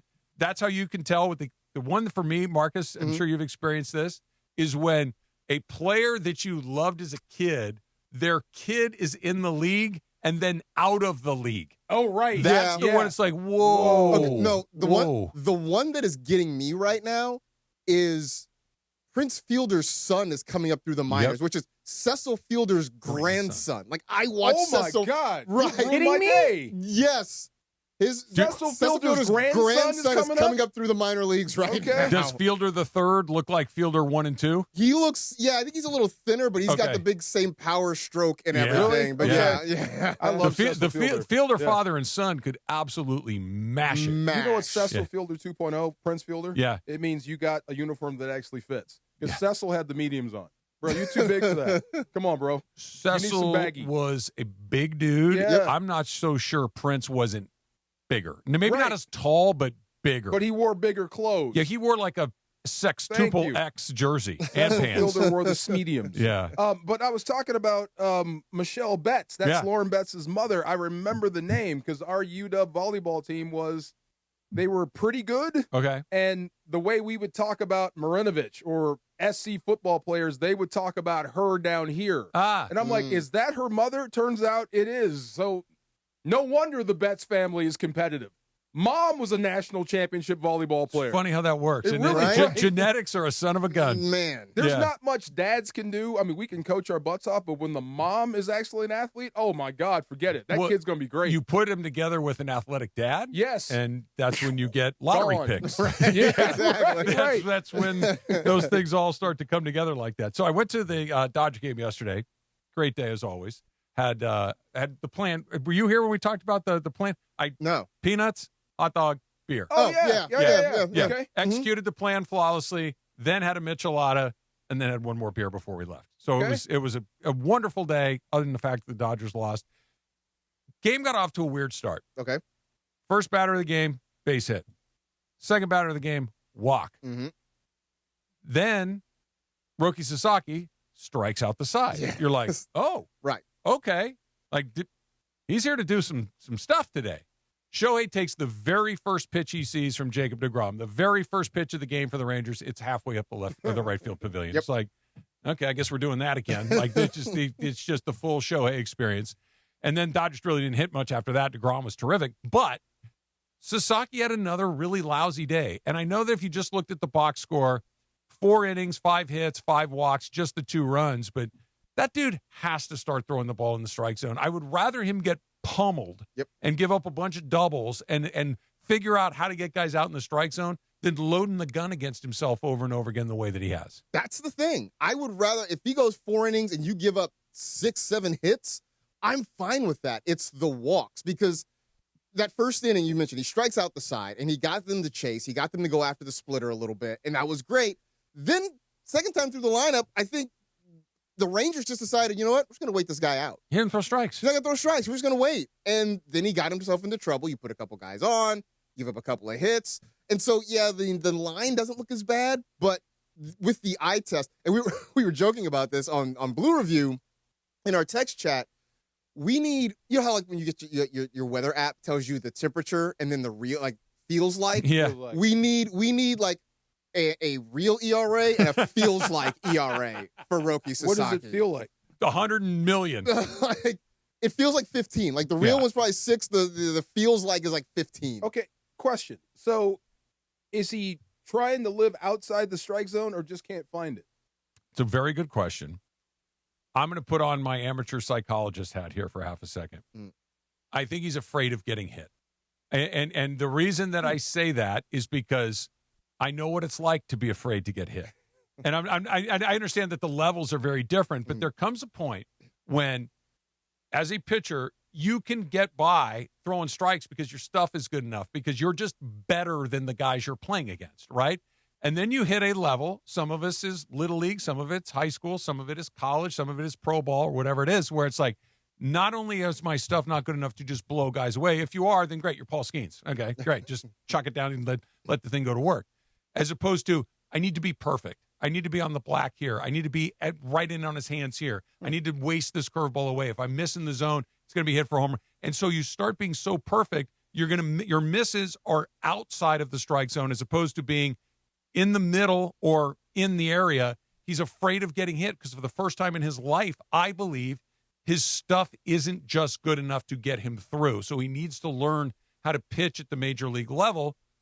That's where I'm interested. Like, how long do they let him continue to walk guys before they're like, you have to go back to the minor leagues and figure out how to throw strikes again? That's the question, right? But they're going to give him a long leash. They can afford to. They can afford to, right? If they were a middle of the road team and the playoffs were in doubt, then he would be in Oklahoma City right now, and they'd have somebody here that could get the job done. This team's going to win 90 some odd games in their sleep. Yep. They're going to win the division, barring some sort of major calamity, so they can afford to have him learn on the job so much. But even that, I do wonder, it was good to me that Emmett Sheehan pitched well on Saturday because his first couple starts had been bad. So that's one thing that you can sort of put on the back burner for now. Blake Snell is coming back. Does that buy him more time, or does that make it more imperative for him to actually figure it out? Buys him more time. I think so too. I think the guy that comes, maybe Sheehan comes out of the rotation. Robleski has got his turn occasionally here. Yeah. That those guys will get fewer opportunities. I think the question isn't, because I think you're right, Marcus, about they're going to win 90, 95, 100, 105 just by showing up. They're just that much better than everybody else. My question isn't, will it cost him the division? No. Will it cost him, all the things they're trying to do? Probably not. My question is, does it thwart his development as a frontline pitcher that constantly struggling at one level? I don't know what that does for his psyche. I don't know what that does for his approach, because when they brought him back for the playoffs last year, and I think it's super important that we mentioned this, they don't win the World Series without him. Nope. He was essential to their World Series championship, but they really just go out there and just gun guys and just throw it down the middle and let your stuff work to the edges of the plate. And now he's kind of back into this, starting pitcher mode, and he can't do it, or at least he can't do it yet. Wouldn't he be better served going in and figuring out how to do it with less pressure, less eyeballs, and everything else to work on his craft? Well, where's the pressure here? The name, that's the Dodger Stadium. But it's still no pressure here. I mean, there is on him individually. A little bit, but I mean, like you said, this does not scuttle the ship. If you were making this team lose and it's the whole world is, if you're every sports page has your name on it because you're the failure, that's pressure. But this is like you get buried. You know, it does not matter if you fail. But I think in the context of the team and the clubhouse, like especially when he sees Yama pitching well and Shohei and Glass now, like you don't want to be the weak link. And I think for him, there's that feeling of I'm the weak link. Or someone underneath him that's not getting the opportunities. That too. I'm pitching better than him. That too. Why does he keep getting looks? That would drive me nuts. I think the pressure is self-inflicted. And again, he was supposed to be the next big thing. It wasn't a bidding war exactly because of the way that baseball is structured. They could only offer him a couple of $1 million, but he was a team that all 30 Major League Baseball teams would have signed up and given him as much as they possibly could. Everybody wanted him. The Dodgers got him. The Dodgers got him because they're the Dodgers, because they have 2 Japanese superstars on their team already, et cetera, et cetera. Makes sense. But every time he pitches poorly, a conversation like this happens. If Blake Snell went out there and had a 94-pitch, 4-inning outing, we'd be like, he's fine. It's a bad day. It's a bad day. Whatever. But with him, it's like, hey, what's up with this guy? And I think that, I mean, I'm not even trying to be funny. I bring this up. Everyone's the fact that we saw him crying in the dugout a year ago is kind of, I don't know if I'm going to forget that anytime soon. I think there's some fragileness to his psyche that needs to be factored into this equation. It's because he does not look super comfortable out there. He looks like he's really kind of tiptoeing his way through it. I'm looking at his postseason game log, right? And like you said, he pitched his butt off. You did not win the World Series without him. Versus 2 times out versus Toronto. And then you jump to 2026, and it's not the same, and you said he's pitching scared. Well, what the hell scared you from pitching well going into this year? What changed you? The starting thing, I think, is a thing for him. For him. Yeah. Yeah, because he'll give you 1 or 2 really good innings. There's always one that is sort of the meltdown inning there. I also think coming out of the bullpen really was, don't think about it. Just throw the ball. Just let it rip. Just let it go. Like, don't think, just go. Because even after that first start this year, was better than we anticipated. And afterwards, I remember him saying, I wasn't really confident. Like I didn't have any confidence going into this start. It turned out better than I think everybody thought it would. But I think there's something going on between the ears. Confidence comes from succeeding. Yeah. You can't lie. I mean, maybe you can. I haven't run into too many confident people that haven't had a lot of success. Yeah. That's called delusional. Right. And maybe he needs a little delusion in his life because he's not pitched particularly well. Good news is they're 11-4. It's Michelob Ultra Reaction Monday. The Lakers secured the 4 seed. Now they prepare to host the Rockets this Saturday. Reaction Monday is brought to you by Michelob Ultra, a superior taste worth playing for. The official beer sponsor of the Los Angeles Lakers. Please enjoy responsibly. There was a third Bruin that went. They went 3 back in a to row. back to back. Who was the third? Kiki Rice. Went to Toronto. My goodness. No wonder they won the national There you championship. go. 4, 5, 6. Right, it's making sense now. Shoot. I mean, you get 3. Wait a minute. Yeah. Hold on. Hey, sure. Why didn't they win it last year? What's going on? That's crazy. 3. Has that ever happened in the NBA draft? I don't think it has so. it. I don't think so. Yeah. 3 of the 5. Wow. That's crazy. Nuts. Yes, you should have Pretty won. good team. Yes. Really good team. Pretty good team. Little tip or no tip is coming up next. It's DeMarco and Travis. Marcus is here on a Monday on ESPN LA. Mornings in LA start with Sedano and Cap. One name sounds Mick Cronin. The other guy just sounds pleasant. That's the man. Weekdays starting at 7 a.m. on ESPN LA. I get it, but if I have a chance to play for somebody else who I think is a better coach, I would go play for that guy. But Mick Cronin versus Dusty May, it sounds mean, right? Like Mick Cronin versus Dusty May. Right? It's like that coach right there, that's Mick Cronin, and he's mean. And then there's Dusty May, and he's just so little dusty and just in May, the flowers in May, sunshine in spring. Dusty May Right? did What is that coach voice? FAU. I don't know. Mick Cronin. The other guy just sounds pleasant. Dusty May. That's all I'm saying. It does. That's why he went. The Morning Show with Sedano and Cap. Weekdays starting at 7 a.m. on ESPN Los Angeles. If you've been thinking about selling your home and you've heard about Seller's Advantage on the radio or seen them around town, you might be a little skeptical, wondering if they're just another shady company trying to take advantage. But that couldn't be further from the truth. Seller's Advantage has been buying homes from sellers in Southern California for over 20 years. They hold an A+ rating with the Better Business Bureau, and there's a reason they have some of the best reviews in town. Seller's Advantage will make you a competitive cash offer that can match what you'd end up with after paying for expensive repairs without the hassle of listing your home. Plus, they take pride in buying on your terms. If you want to sell your home, call Seller's Advantage for a no-obligation offer. 888-390-AS-IS. That's 888-390-AS-IS.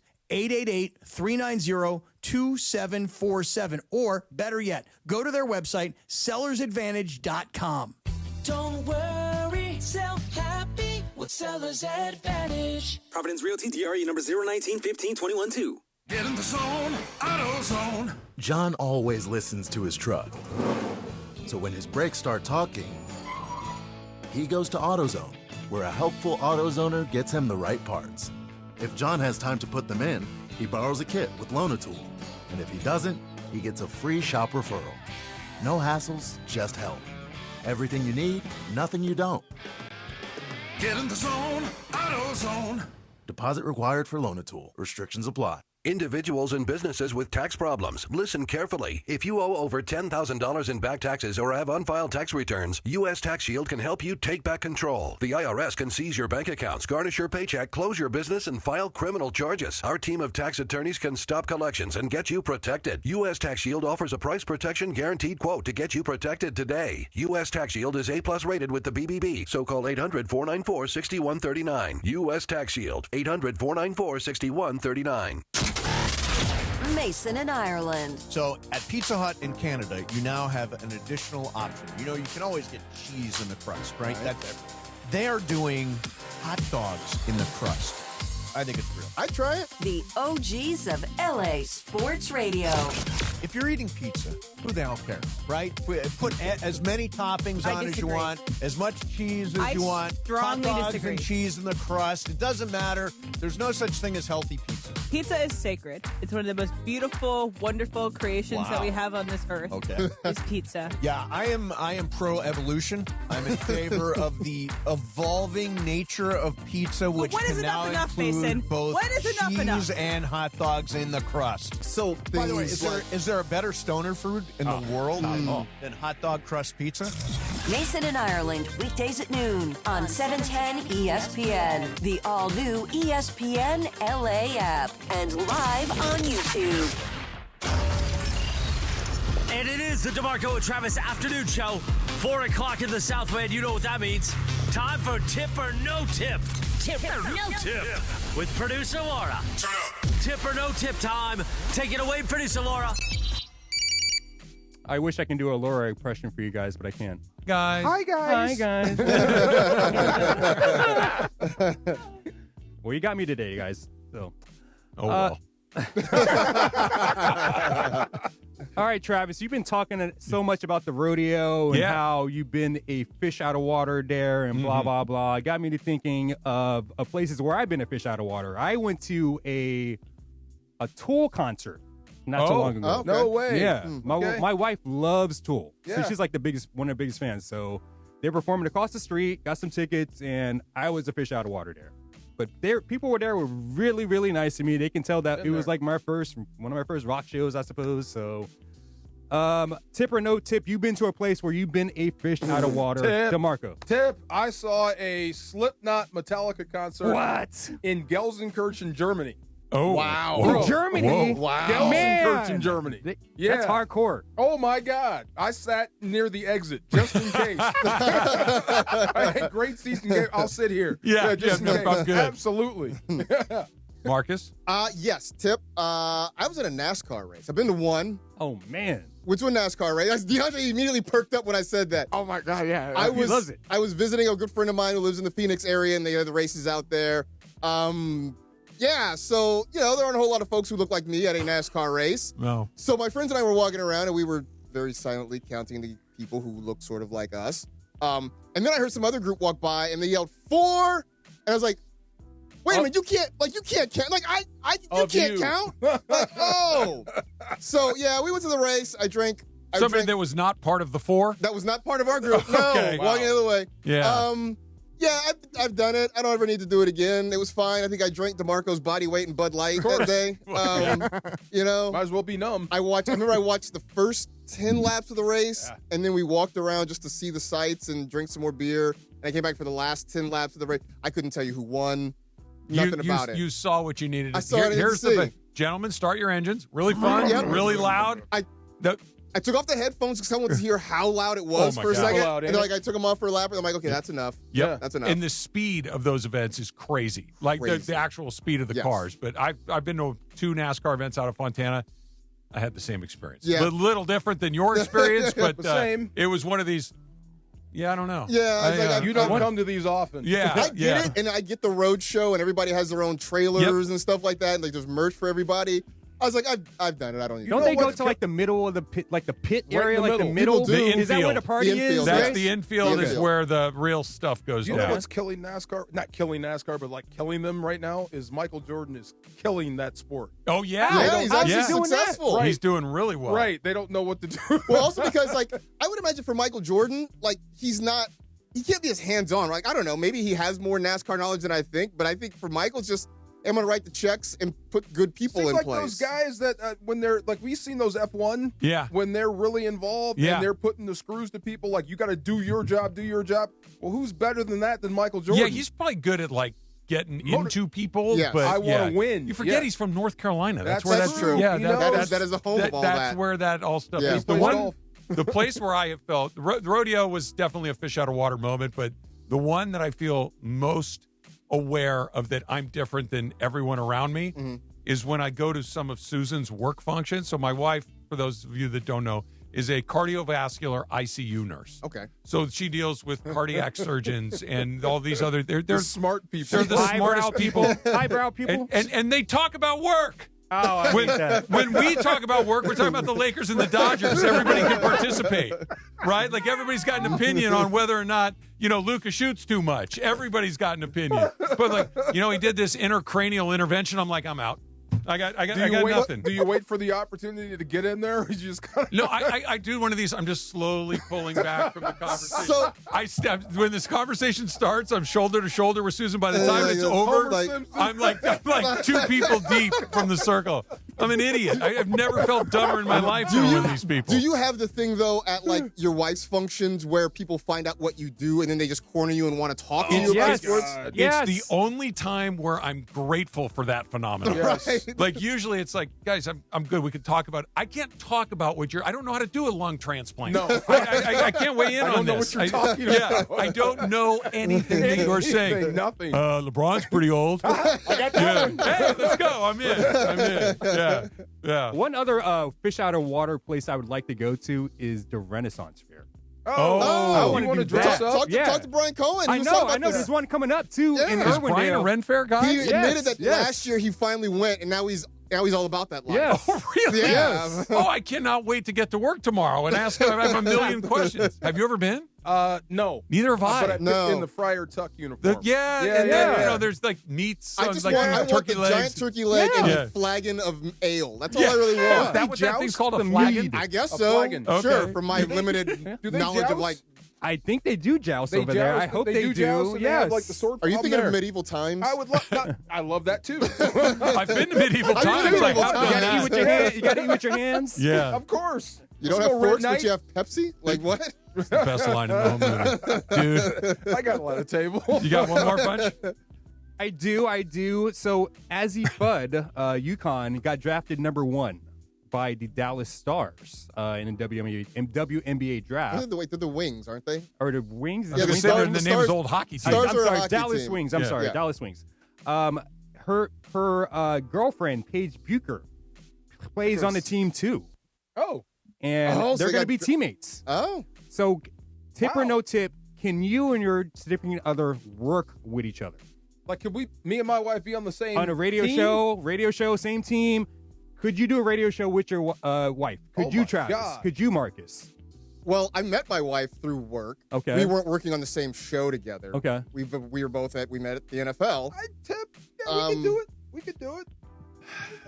Yeah, we could do it. We probably could. And not butt heads or anything. So we were sort of forced during the pandemic because we were still working from home, and we had a loft area, and our desks were right next to each other. Mm-hmm. And there'd be some tension because she types loud, and I was trying to do a podcast, and like the producer's like, "Hey, I can hear the time." Like, can you tell her to stop typing loud? I'm like, "Can you tell her to stop typing so loud?" Let me put her on. Yeah, you go ahead and give that a shot and see how that goes. Right. I could do a radio show with Susan because Susan is very glib and she can talk and she's interesting and funny and all those sorts of things. So she could step into my world very easily. For the reasons we just covered, I could not in a million years go into her world and survive unless I'm the custodian or something like that. But being around that person 24/7, like there is no going to work. No, that would be interesting. Every day. The question is, but I'm sorry, help me with the names again. Azzy Fudd and Paige Beckers. If these two women are together now, okay, great.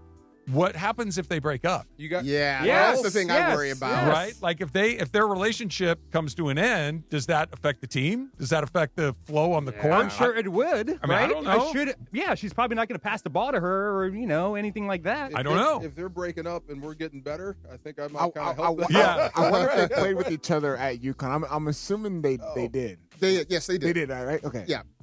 Yeah, in fact, but most relationships come to an end. That's just fact of life. That's the way that it goes. That's life. It's got to be a sports first, right?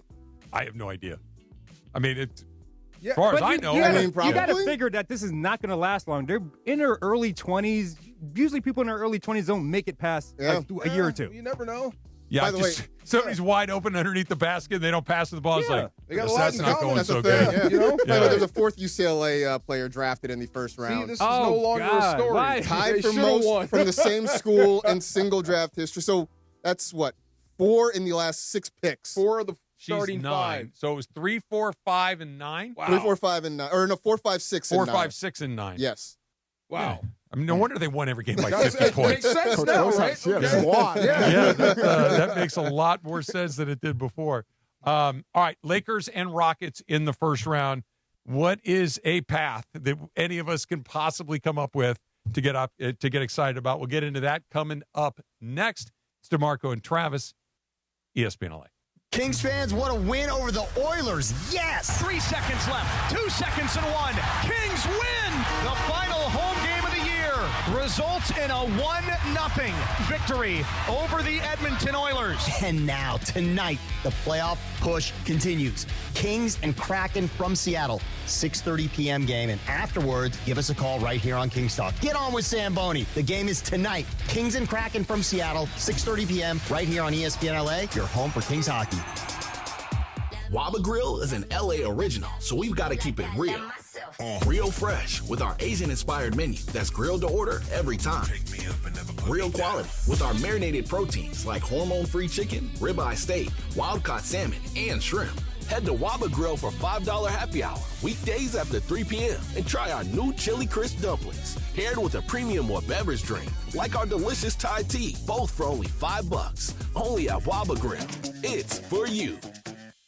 Hey, Ty Pennington here, back teaming up with Pechanga Resort Casino to give away another brand new house.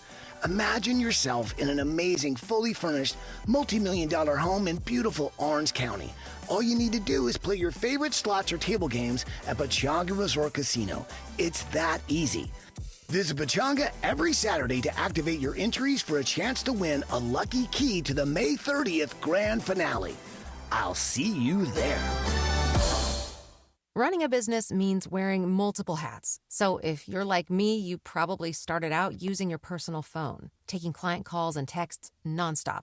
As my business grew, I needed something smarter. That's when I switched to Quo, the #1 business phone system. Quo works right on your phone or computer. No carrying 2 phones, no clunky landline, just one easy app you can try for free. Your team can share one number and handle calls and texts together like a shared inbox. Any teammate can jump into the conversation so customers get faster responses. And Quo's AI assistant summarizes your calls and responds to customers 24/7, so you never miss a lead or opportunity. All this starts at just $15 a month. That's basically 2 coffees. You can even keep your current business phone number. Find out why 90,000 businesses trust Quo. No missed calls, no missed customers. Try Quo for free at quo.com/sports. That's quo.com/sports to try Quo free. QUO.com/SPORTS.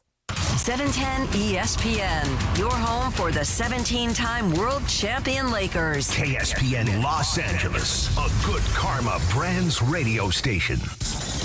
It's DeMarco Farr and Travis Rogers.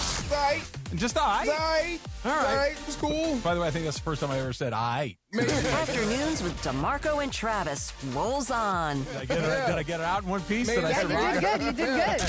Back to the guys. Much to me, ain't too proud to pay, and you know it. So we got the WNBA draft on here in the studio. The 10th player to come off the board is from South Carolina, which begs the question, what's up with that 5th UCLA player that hasn't got drafted yet? Yeah, what's her problem? She didn't go in the first 10 picks of the draft. Wow. That's extraordinary. What a recruiting class. I mean, how do you build that to – they're obviously great players, and to keep them together and to be all motivated. And like you said, they decided to be champions. She meant that when she said that. Yeah. Like, what's the difference between last year and this year? We decided to be champions. Yeah. End of story. I think you're seeing why. They're ultimately talented. You hear something like that, and sometimes, and it's just my nature. I wish I wasn't like this, but I'm so cynical at some of that stuff, and I just like, yeah, right. But I think she was right. Yeah. I think that this is one of those times where it's like, yeah, I think everybody said, we're way too good. Let's run this thing back and let's kick everybody's butt. We can't lose. Yeah. We're the best here. We Right. should win this thing. That just makes sense. Yeah. It absolutely does. It's also a Kings game day. The playoff push continues as the Kings take on the Seattle Kraken tonight on the road. Pregame coverage starts at 6, leading you right up to face-off at 6:30. And then after the game, you can keep it right here for Kings Talk with Sam Batesh.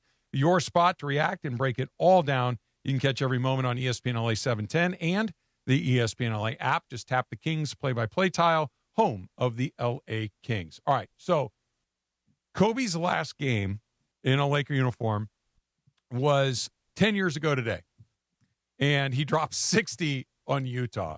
We talked a little bit about it with Ireland during Crosstalk. He said it was the most memorable, exciting game that he ever called as a member of the Laker broadcast team. We talked about kind of our experiences with it, but it kind of got me to thinking about Kobe specifically. And he occupies such a unique place in Laker fans' fandom. And I really do think there are only two other players that have occupied a similar place. Mm-hmm. And it's entirely generational.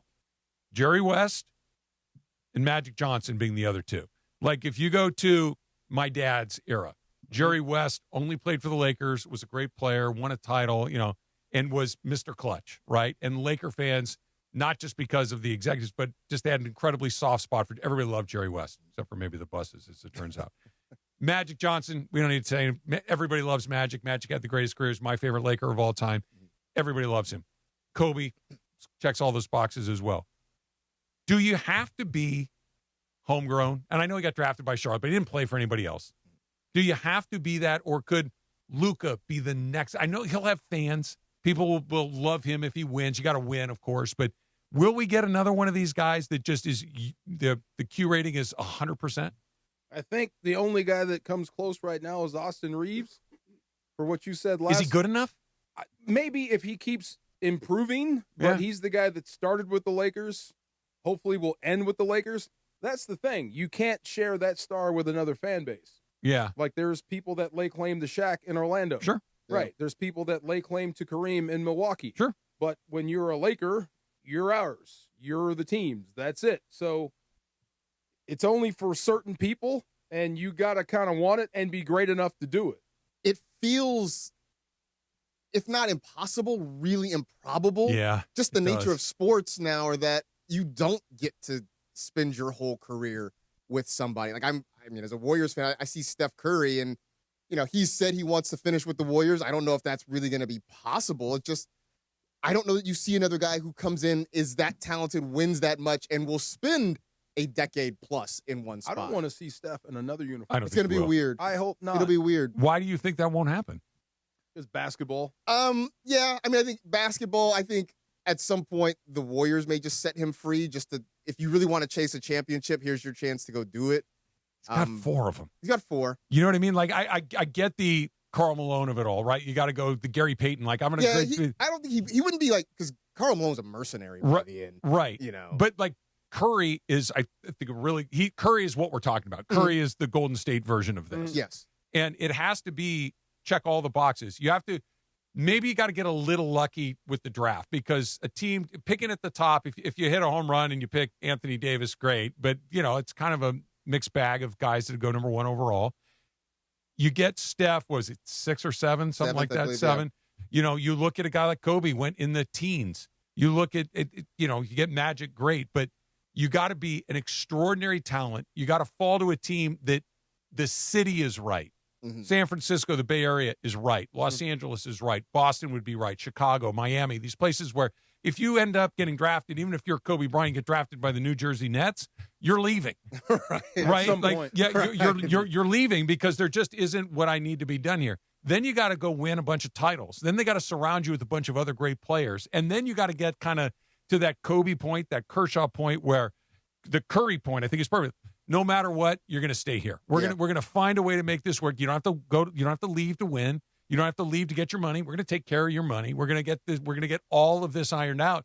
All of those things lining up. That's why you get 1 or 2 of them in the history of your franchise. Until Golden State replaces him, puts a younger version of him, so you can see the future. Steph's going to be there. Trust I don't me, think he's going anywhere. Maybe not, but as somebody who grew up watching that franchise, like, there's not another Steph Curry walking through that door anytime soon. But if you get like a Cooper Flag type, like this is going to be the future of the franchise. Here's the problem with Cooper Flag. Like if Cooper Flag landed in L.A., this is what it could be like. But I can't see him spending his whole career in Dallas. No way. Right. Even if I guess Dirk did, but they didn't learn. Yeah. I mean, like Tim Duncan in San Antonio is is a perfect fit because he was a low key. He was not looking for the spotlight, right? Yeah. He fit the city, but I don't know. Do you think Wemby spends his whole career in San Antonio? Maybe, unless he wants out. I mean, they got to win. They got to win. Yes, right. Like the one wild card that I think you have to win. If Steph Curry had gone through the first 10 years of his career in Golden State and won MVPs and done all the things that he did, but they kept getting beat in the conference finals, right?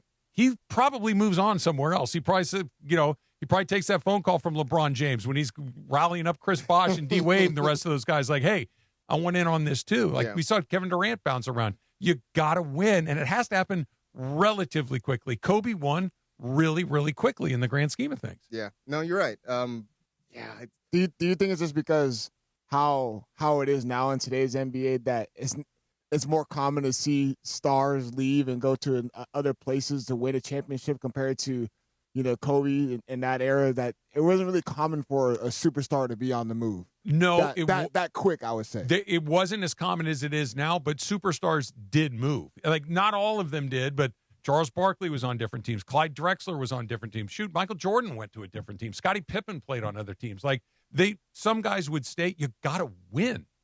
The reason that, Barkley was, they traded him because there was a whole bunch of stuff in Philly, but he just bounced. It's like, you got to win. Right. You got to find a place to win. And I don't know if the Lakers are going to get a chance to draft a guy like that. Are they going to be bad enough to do it with Luka? Probably not. No, not soon. Unless you get very, very lucky or trade into that spot or you win the lottery in a weird year. Golden State may get one. Where are they picking? Well, they're in the play-in, so they're not in the lottery. They're not in the lottery. Not yet. Yeah. Not yet. I mean, but it's sooner than later. I mean, because they're really old. It's going to happen at some point. Something else, when Mason showed me the picture of or was it John Ireland? Showed me all those pictures of people showing out for Kobe's last game. Mm-hmm. Looked up Jordan's last game. He lost with the Wizards. And he scored 15 points. That has to be the biggest last game I've ever seen, where people showed up like that in mass. Yeah. Well, again, it speaks to what we're talking about. Him in L.A. Well, if that was his last game on the Phoenix Suns, it wouldn't have looked like that. Look like that. No. So, just to bring it back around to LeBron, if you're hoping for that, it ain't happening. It ain't ever going to happen. No. Never. No, I think everybody there's no way his expectation would be set at that level. Like, I'm sure his expectation for his final moment as a Laker is something in his mind, but LeBron James is a lot of things, but he ain't stupid. It won't be that. He's not going to think. He's not going to think that's what's waiting for him when he's done as a Laker. No, but I do wonder what is waiting for him when he does say I'm done. What's his last, wherever it might be. I wonder what that's going to look like. Let's play it out. I think it depends on where it is. First of all, if it's Cleveland, you may get the whole state turning out. If it's Cleveland, it will look a lot like that. Yeah. If it's L.A., it will be a very warm, polite, thank you for your time here. Mm-hmm. We appreciate everything you've done. We'll see you in 5 years for a statue. We'll see you when we retire your jersey. Enjoy the rest of your night. Does LeBron get a statue? Yes. Of course. Think so? Yeah. Yes. All 3 places. How can you think? Yeah. All 3 places? All 3 places. About a championship to all 3. I mean, I get Won the MVP in the finals in How all many 3 people places. have multiple statues? I don't know. It's I a don't good know about question. LeBron. I mean, yeah. I understand the logic. I just like LeBron's career has been so many different acts. Like it's hard to pin down. Like when he goes in, are you going to think of him as a Cav, a Heat, or a Laker? Like there's an argument for all 3 of those. I'll speak for myself. He's a Cav. Yeah. He's a Cav when he came into the league. His greatest achievement was winning a championship. Was winning a championship with a team that was pretty good, but they weren't lights out. Right. And, they were a very good team. There. Yeah. That the team in Miami was a weird one-off loaded one. The one in the Lakers was in Disney World playing in a convention center. Like that's certainly not going to be what it is. So yeah, I mean for me it's a Cav. Here he's like it's the least deserving statue in LA. They were the best team in basketball for a while. Yeah, he scored more points than anyone in the history of the sport wearing a Laker uniform. Yeah. He did win a title. He has set every record there is to set as a Laker. I know, but everybody Most else games played. But everybody else that's Field out goals. there, when Assists, you talk top about 3 in assists. championships, what this team is about, that might be the weakest resume. You got 1. Well, by that metric, yeah. I mean, did Elgin Baylor, I think, did he have more than 1? Maybe. But I don't know. I'm going off the top of my head. But yeah, no, if by that metric, but he is more than just his championships. It's LeBron. Yeah, it's LeBron. But if you're just talking Lakers and compare Laker resumes, that's a little thin. It's different compared to everyone else that's it's out different. there. What that's is the immortalized. statue? Like the other ones, like Magic running the point. Right. Kareem with the sky hook. Shaq tearing the basket off the This thing. one, Right? What is it? Is it the dunk? But he didn't do that here. Well, we've seen a few this year. Is it the chalk toss? No. Please don't let it be the chalk toss. You don't like the chalk toss? Please don't let it be the chalk. How do you What is replicate it? chalk toss? Like, does he have a defining moment, like a play? Like, is it the fadeaway to I pass guess, Kareem? and that's sort of why I'm like, maybe that one, yeah. Does he get a statue? And it's like, and I don't say that out of like a form of I don't think disrespect. it's- yeah. It's just that like, It's not an action shot. He's just standing there. Like in a suit and tie? With just holding the ball. Just holding the ball or Yeah. something. Yeah, it's not an action shot. Yeah. It's just LeBron. Because it's more than just him playing, I guess. You got to factor all of it in. He's been here longer than he was anywhere else. Which Is is it really? Now, you put the two Clevelands together, Right. it's longer. Yeah. But for a consecutive stretch, this is the place he's been the longest. Hey, don't you guys have a problem with 3 statues? No, it's Really? LeBron James. Not at all. And I'm not even a LeBron James We're watering fan down by statues. No, he didn't get a hit in a game. He won. He was the MVP of I the finals know. 3 times. 3? Yeah. Wow. 3 MVPs, 3 finals. And I love The only guy Steph. to do it too. Yeah. Unanimous MVP? so you know what's Yeah, I'm with you on that Come one. on. Right, I'm with you on that So one. it's funny about this too, because we talked about LeBron versus KD in this playoff series. We're sitting here saying LeBron's going to get 3 statues. Kevin Durant might be the greatest player who doesn't get like a statue anywhere. I'd like to raise you one. Okay. Because I think he's there. We could argue about this, and I Right. think we go around the block. Alex Rodriguez. We'll never get a statue anywhere. We'll never get a statue anywhere. Because he never really. He got one though, right? He got a chip. He from won the it, Yankees. yeah, with the Okay. Yankees. The but Yankees. Nobody, never mind. Alex Rodriguez is one of the 5 greatest players ever to swing a baseball bat. Ever. He was so much better than everyone else he was playing with for Yeah. the most part. And everybody's like, nah, I don't want him. You can have it. Like Seattle, they're pissed because he left. Right. Texas, he was only there for a hot second. And the Yankees are like, it's just never, he's not Jeter. He's not Reggie Jackson. He's not one of those guys. Well, it's funny too because I don't know, but maybe it's not a 1-to-1. But I feel like Alex Rodriguez with the Yankees is sort of like LeBron with the Lakers in the sense that they're great players. They won championships, but they don't really resonate in the heart of the fan base. Couldn't agree more. Couldn't agree more. The same ways like Alex Rodriguez will never be Derek Jeter. They will never love him the way they love Jeter. It's the one team thing. We keep coming back to the same thing. And I know, look, if somebody offers you a check with 9 zeros at the back end, you say yes, and you say it on the spot. Yeah. But the way we're talking about Steph, the way we're talking about Kobe and Magic and Derek Jeter is a good example of this. What do they all have in common other than being terrific athletes? They didn't move. Yeah.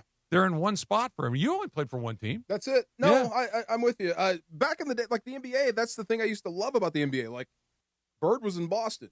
Yep. Charles moved, but for the longest he was a Sixer. Mm-hmm. You know what I mean? You could identify the guys with the teams, kind of like LeBron ushered in the new era of guys moving around. I guess the Celtics certainly accelerated it. Did it first. KG moved first, and then LeBron opened the door for everybody. When KG moved, it was like ripping his guts out. Like he didn't want to leave. He basically was like, I'm never going to win here. Yeah. Like I want to win. Let's find a place where we can go do this. That it wasn't him getting on the horn and rallying up the other 2 best players in the league and saying, hey, let's go over there and do it. And the Timberwolves needed a rebuild. Oh, they definitely. needed a rebuild because it was starting to get real stale over there. Where did Jimmy Butler begin? I forgot. Chicago. See, you should be stuck in Chicago forever until you win. He's been on every team in the league at this point in his life. But that's how it should be. You need to lift this team out of the doldrums. Yeah. You don't get to leave. Except then do you run the risk of, because that was the thing with Tony Gwynn. He stayed in San Diego and everybody's like, well, does he really want to win? Mike Trout, right? Like at some point it's like, you've done all you can. Maybe it is just time to go. To kind of bring this full circle, this is why, like Tony Gwynn, Mike Trout, and Tony Gwynn did play in the World Series a couple of times, so that counts for sure. But you not only need to be great, you not only need to stay in one place, you need to win. Yeah. All of these other guys that we're talking about, they not only they win, they won a lot. Sometimes it's beyond your control. Your team sucks. That's exactly right. Tony Gwynn, the Padres weren't garbage because Tony Gwynn sucked. No, it's because the Padres weren't any good. Yeah, right. Tony Gwynn was still hitting 360 every year. Yep. So how do the Lakers do it? How do the Lakers find a way to win 4 out of 7 games against the Houston Rockets? Is it He just already said it. Go nuts, LeBron, and cross your fingers? You're going to have to say Luke Kennard won this game or Rui won this game because you know what Houston is going to do against the Lakers on offense. They're not going to let LeBron be LeBron. They're going to force him to give the ball up to someone else. Someone else is going to have to be the star. And that's where DeAndre Ayton, he is, I'm telling you right now, he is really, really important just going into the series. Like, DeAndre Ayton, if you don't want to be labeled as Clint Capella, you want to be that number 1 guy again. You're also going in because you're going to opt into that contract most likely going into the offseason. Like, you want to be that foreseeable big man for any other team. This is your chance to really show why you need to be a proven big man, especially in a playoff series where you don't have Luka Doncic and Austin Reeves. He is going to be really, really important, not only offensively, also defensively as well, because there's going to be moments where Kevin Durant's going to get to his spots. How is he going to be able to protect the rim? Lakers going to have to find a way to also find different ways of scoring, meaning getting out in transition or turning the ball over and leading into that direction. Like, there's a lot of different things, hopefully, that they can do that they had success against the Houston Rockets, those 2 games in Houston. This goes back to something you mentioned a couple of times, DeMarco, which is the Laker bench and the fact that it really has not been useful in a way that usually championship teams have 2 or 3 guys that you can really kind of rely on. They really don't have that. And listening to what you were saying, D, about how the Lakers can go about this is like, okay, we need LeBron to play on both ends of the floor. Okay, well, good. I mean, this guy's 40-something years old in his 23rd year. You need him to be your best player on both ends? Yes. Okay. You're going to need all of these guys are like the 5. They got like 6 guys deep. And we saw what happened last year when they ran into Minnesota. He just stopped playing everybody off the bench. You're going to have to – this is, I know, a crazy thing to say. I'm not saying it could be him, but there needs to be a day where we come in here and we're like, I can't believe Jared Vanderbilt won them a game. Like, it has to be somebody off of – at least twice. Right, like just totally off of the – like if Marcus Smart won a game, you're like, okay. Yeah. Like Marcus Smart had the game of his life. Right. But he plays a lot. He's out there. He's getting minutes. If Luke Kennard, like DeAndre was saying, I expect Luke Kennard to play in this as they're currently constructed, probably 40 minutes a game in the playoffs. He's going to be out there the entire time. But if all of a sudden it's like, man, Jake LaRavia won them the game. He gave tonight. him some great minutes. Yeah, so Right. somebody's going to have to step into that breach. Oh, I mean, the reason that's a I always big wish, go back man. to JJ Redick talking about finding his 9 guys. I mean, these are his 9 guys that he trusts. Okay, so having the second worst bench in the NBA, I don't know if it's because those guys are just that bad or it's just JJ doesn't trust them. You know what I mean? A little bit of A and B. It's like he's not here to develop. Who kept saying that? Was it Beto? He's not here to develop. He's here to win. So part of the fact that this bench is bad is because they're not so good, but I don't think he puts a lot of effort into improving them. Like, if he doesn't trust you, you're done. So, I mean, if you want to improving, and I'm just looking at who they drafted, like they got Dalton Connect, and they had that trial with him. And he was really, really good for about a month and a half, 2 months. And then you gave him a lot of minutes, and he started to not be engaged on both sides of the floor, and you realize that he can't play defense that you hope that he can be. So he wasn't up to speed as they thought he would. Terrific offensive talent, but he still has that period where he needs to be able to develop more. And you can go back to him being traded with the Hornets situation and all that getting rescinded and how he's never been able to bounce back from that. You can make that case. But JJ did try that with them. Just didn't work out. Now with, a Dude Thiero and seeing what that situation is going Super to be athletic. like, super athletic, can do a lot of things as far as with his athleticism, but he still has to develop. Offensively, he needs to be able to improve outside just in the paint. He needs to be able to get a jump shot. So that's where the development's going to come into play. But we also got to take in consideration, like, they don't have no scouting department either. There's a lot of things that this Lakers team still needs. Yeah. Funchy, this goes back. You were out. We were talking with AK about Good Times. He's a the TV show Good Times? Yeah. He's a Good Times aficionado. Is he AK really? is? For sure. I'm not surprised. Funchy, look up Raymond Allen, television actor. Now, don't say his name on the show, but tell me that doesn't look like DeAndre Ayton. I want to call him this so bad, but I can't. Now he does. Now I have to look this up. See, look up Raymond Allen, and I do see him, yes. but I want to call him this, but I can't. But every time I see DeAndre Ayton, this is what I want to call him. That's who he looks like. Was to me. he on? He was on Sanford and Son. Yes, he plays the same role. I can see that. Can you see yeah, that? I can see it. No, Yeah. and we can't call him See, what Marcus, his. we cannot call him No, that. Yeah. I no. will not call him that. But tell me, every time I see DeAndre Ayton, this is the image that comes up. Yeah. Yeah, I can see that. I'm never I see that. unseeing that. That's Right? amazing. Especially when he I'm has so his sorry. braids out. Oh, yeah. You can see it. Yeah. Okay. Yeah. Thank you. How do you reach? You've been in more locker rooms than all of us. Oh. How do you reach a guy that has number 1 overall talent, which he was? He was the number 1 pick in the draft. There are enough glimpses with DeAndre Ayton where you're like, okay, there it is right there. But I mean, he's not a new guy. He's been in the league. How do you, at least for 2 weeks, get the very best out of him? I keep talking about my best friend on that team, Kevin Carter. Yeah. Kevin did not love football. He did not grow up dreaming about playing professional football. That's just not him. He grew, became good at it, and it was a what do you call it? A means to an end. Sure. So I knew that about him. It wasn't about being the best player. What he didn't like was being second. So if I went out and made the first 2 plays, he's going to make the next 12 in a row because he can't stand me being out in front. You got to find his thing. Yes, and I think this might be good for LeBron. If you can get this guy motivated, find out what makes him tick, and keep him, like, into it, like, find out whatever it is. Only LeBron, I think, could pull the best out of a DeAndre Ayton because you're looking really at the best in the world telling you, I need you. That's where Marcus Smart comes into play because he spoke on that. Like, it's like LeBron's going to do his job. We're not worried about LeBron. I don't really speak much to LeBron when it comes in the game. But Marcus Smart, the reason why we saw Ayton kind of drop off a little bit going towards the end of the regular season is because Marcus Smart wasn't out there on the basketball court with them. And Marcus Smart takes a lot of accountability to keep DeAndre Ayton engaged through the whole entire course of the game. I know it should be LeBron James. I know LeBron James Or having it that could be playoff experience. DeAndre Ayton. Yeah, I mean, that's the other thing. It's like at some point you're going to have. I understand that there can be external motivation, and it can work for brief periods of time. But if the pilot light isn't on inside, it doesn't matter. Just gotta get some more crunk juice, baby. Yeah, Or what? Some more crunk juice.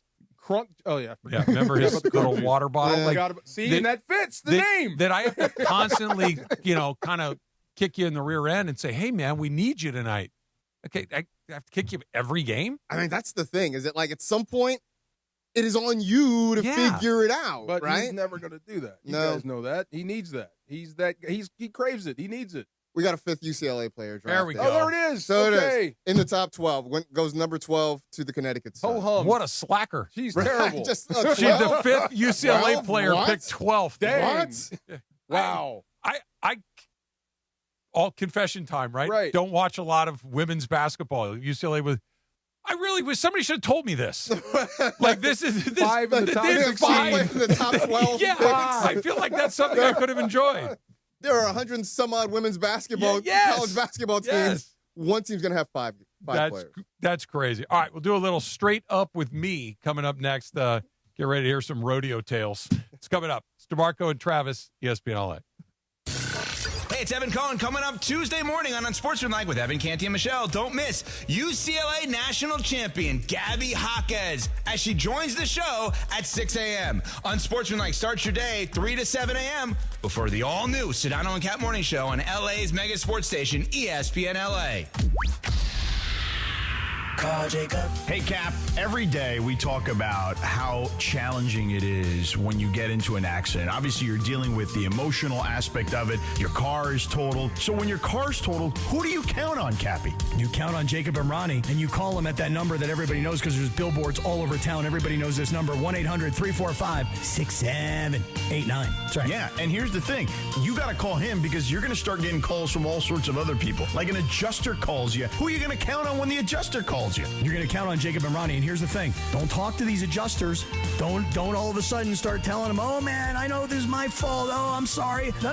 Don't talk. Do not talk. You call the number, 1-800-345-6789, and you let Jacob do the talking. You call Jacob, 1-800-345-6789. Accident or injury, call Jacob and Ronnie. Call Jacob, 1-800-345-6789. Call Jacob.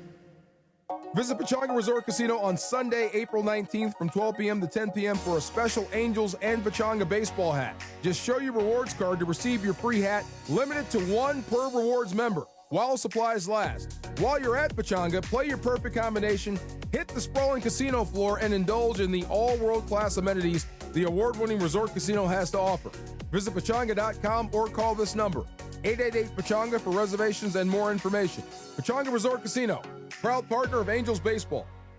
Individuals and businesses with tax problems, listen carefully. If you owe over $10,000 in back taxes or have unfiled tax returns, U.S. Tax Shield can help you take back control. The IRS can seize your bank accounts, garnish your paycheck, close your business, and file criminal charges. Our team of tax attorneys can stop collections and get you protected. U.S. Tax Shield offers a price protection guaranteed quote to get you protected today. U.S. Tax Shield is A+ rated with the BBB, so call 800-494-6139. U.S. Tax Shield, 800-494-6139. Get in the zone, AutoZone. Annie's first oil change wasn't as hard as she thought because she went to AutoZone, where a friendly AutoZoner helped her find the right oil and save on an oil filter. He explained the job and showed her free how-tos on AutoZone.com. When she was done, AutoZone recycled her old oil for free. No hassles, just help. Everything you need, nothing you don't. Get in the zone, AutoZone. Restrictions apply. And it is the No Stress Sports Talk Express to the DeMarco and Travis Afternoon Show. It is time for Straight Up with Sweet Tea Travis Rogers. Straight Up on the DeMarco and Travis Afternoon Show, made possible by Blue Ice Vodka. Blue Ice Vodka, America's largest potato vodka, double gold rated, just 64 calories an ounce, and made from Idaho potatoes. Clean, smooth, no additives. Blue Ice Vodka, premium taste, nothing extra. Let's do it straight up with Travis Rogers right now. All right, mentioned this a couple of times throughout the show today, but I think that on the assumption that I do this once a year, I'm officially a rodeo guy now. Okay. That I don't need to do the circuit. I don't need to travel around, but I got up close with my first ever rodeo. I'd been to a rodeo before, but I'd never been close before.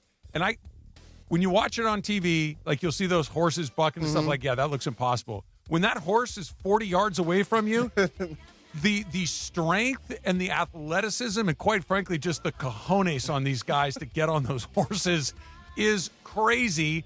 and they're not even half as crazy as the guys that get on the bulls. Oh my God, yeah.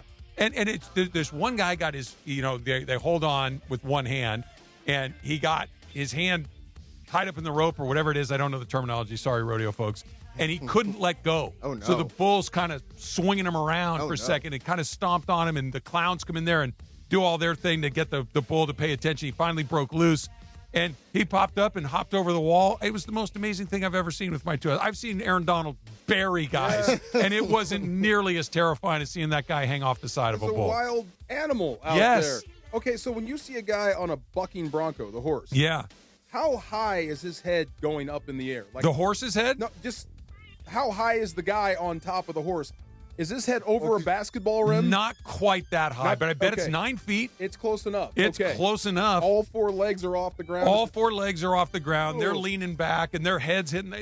It's the craziest thing. And they're not even the 2 craziest groups of guys. They said, okay. By the way, the MC of this thing, awesome. I don't know who he was, but he made the whole night fantastic. He had corny jokes, the whole thing. It was terrific. So the last event of the night was bullfighting.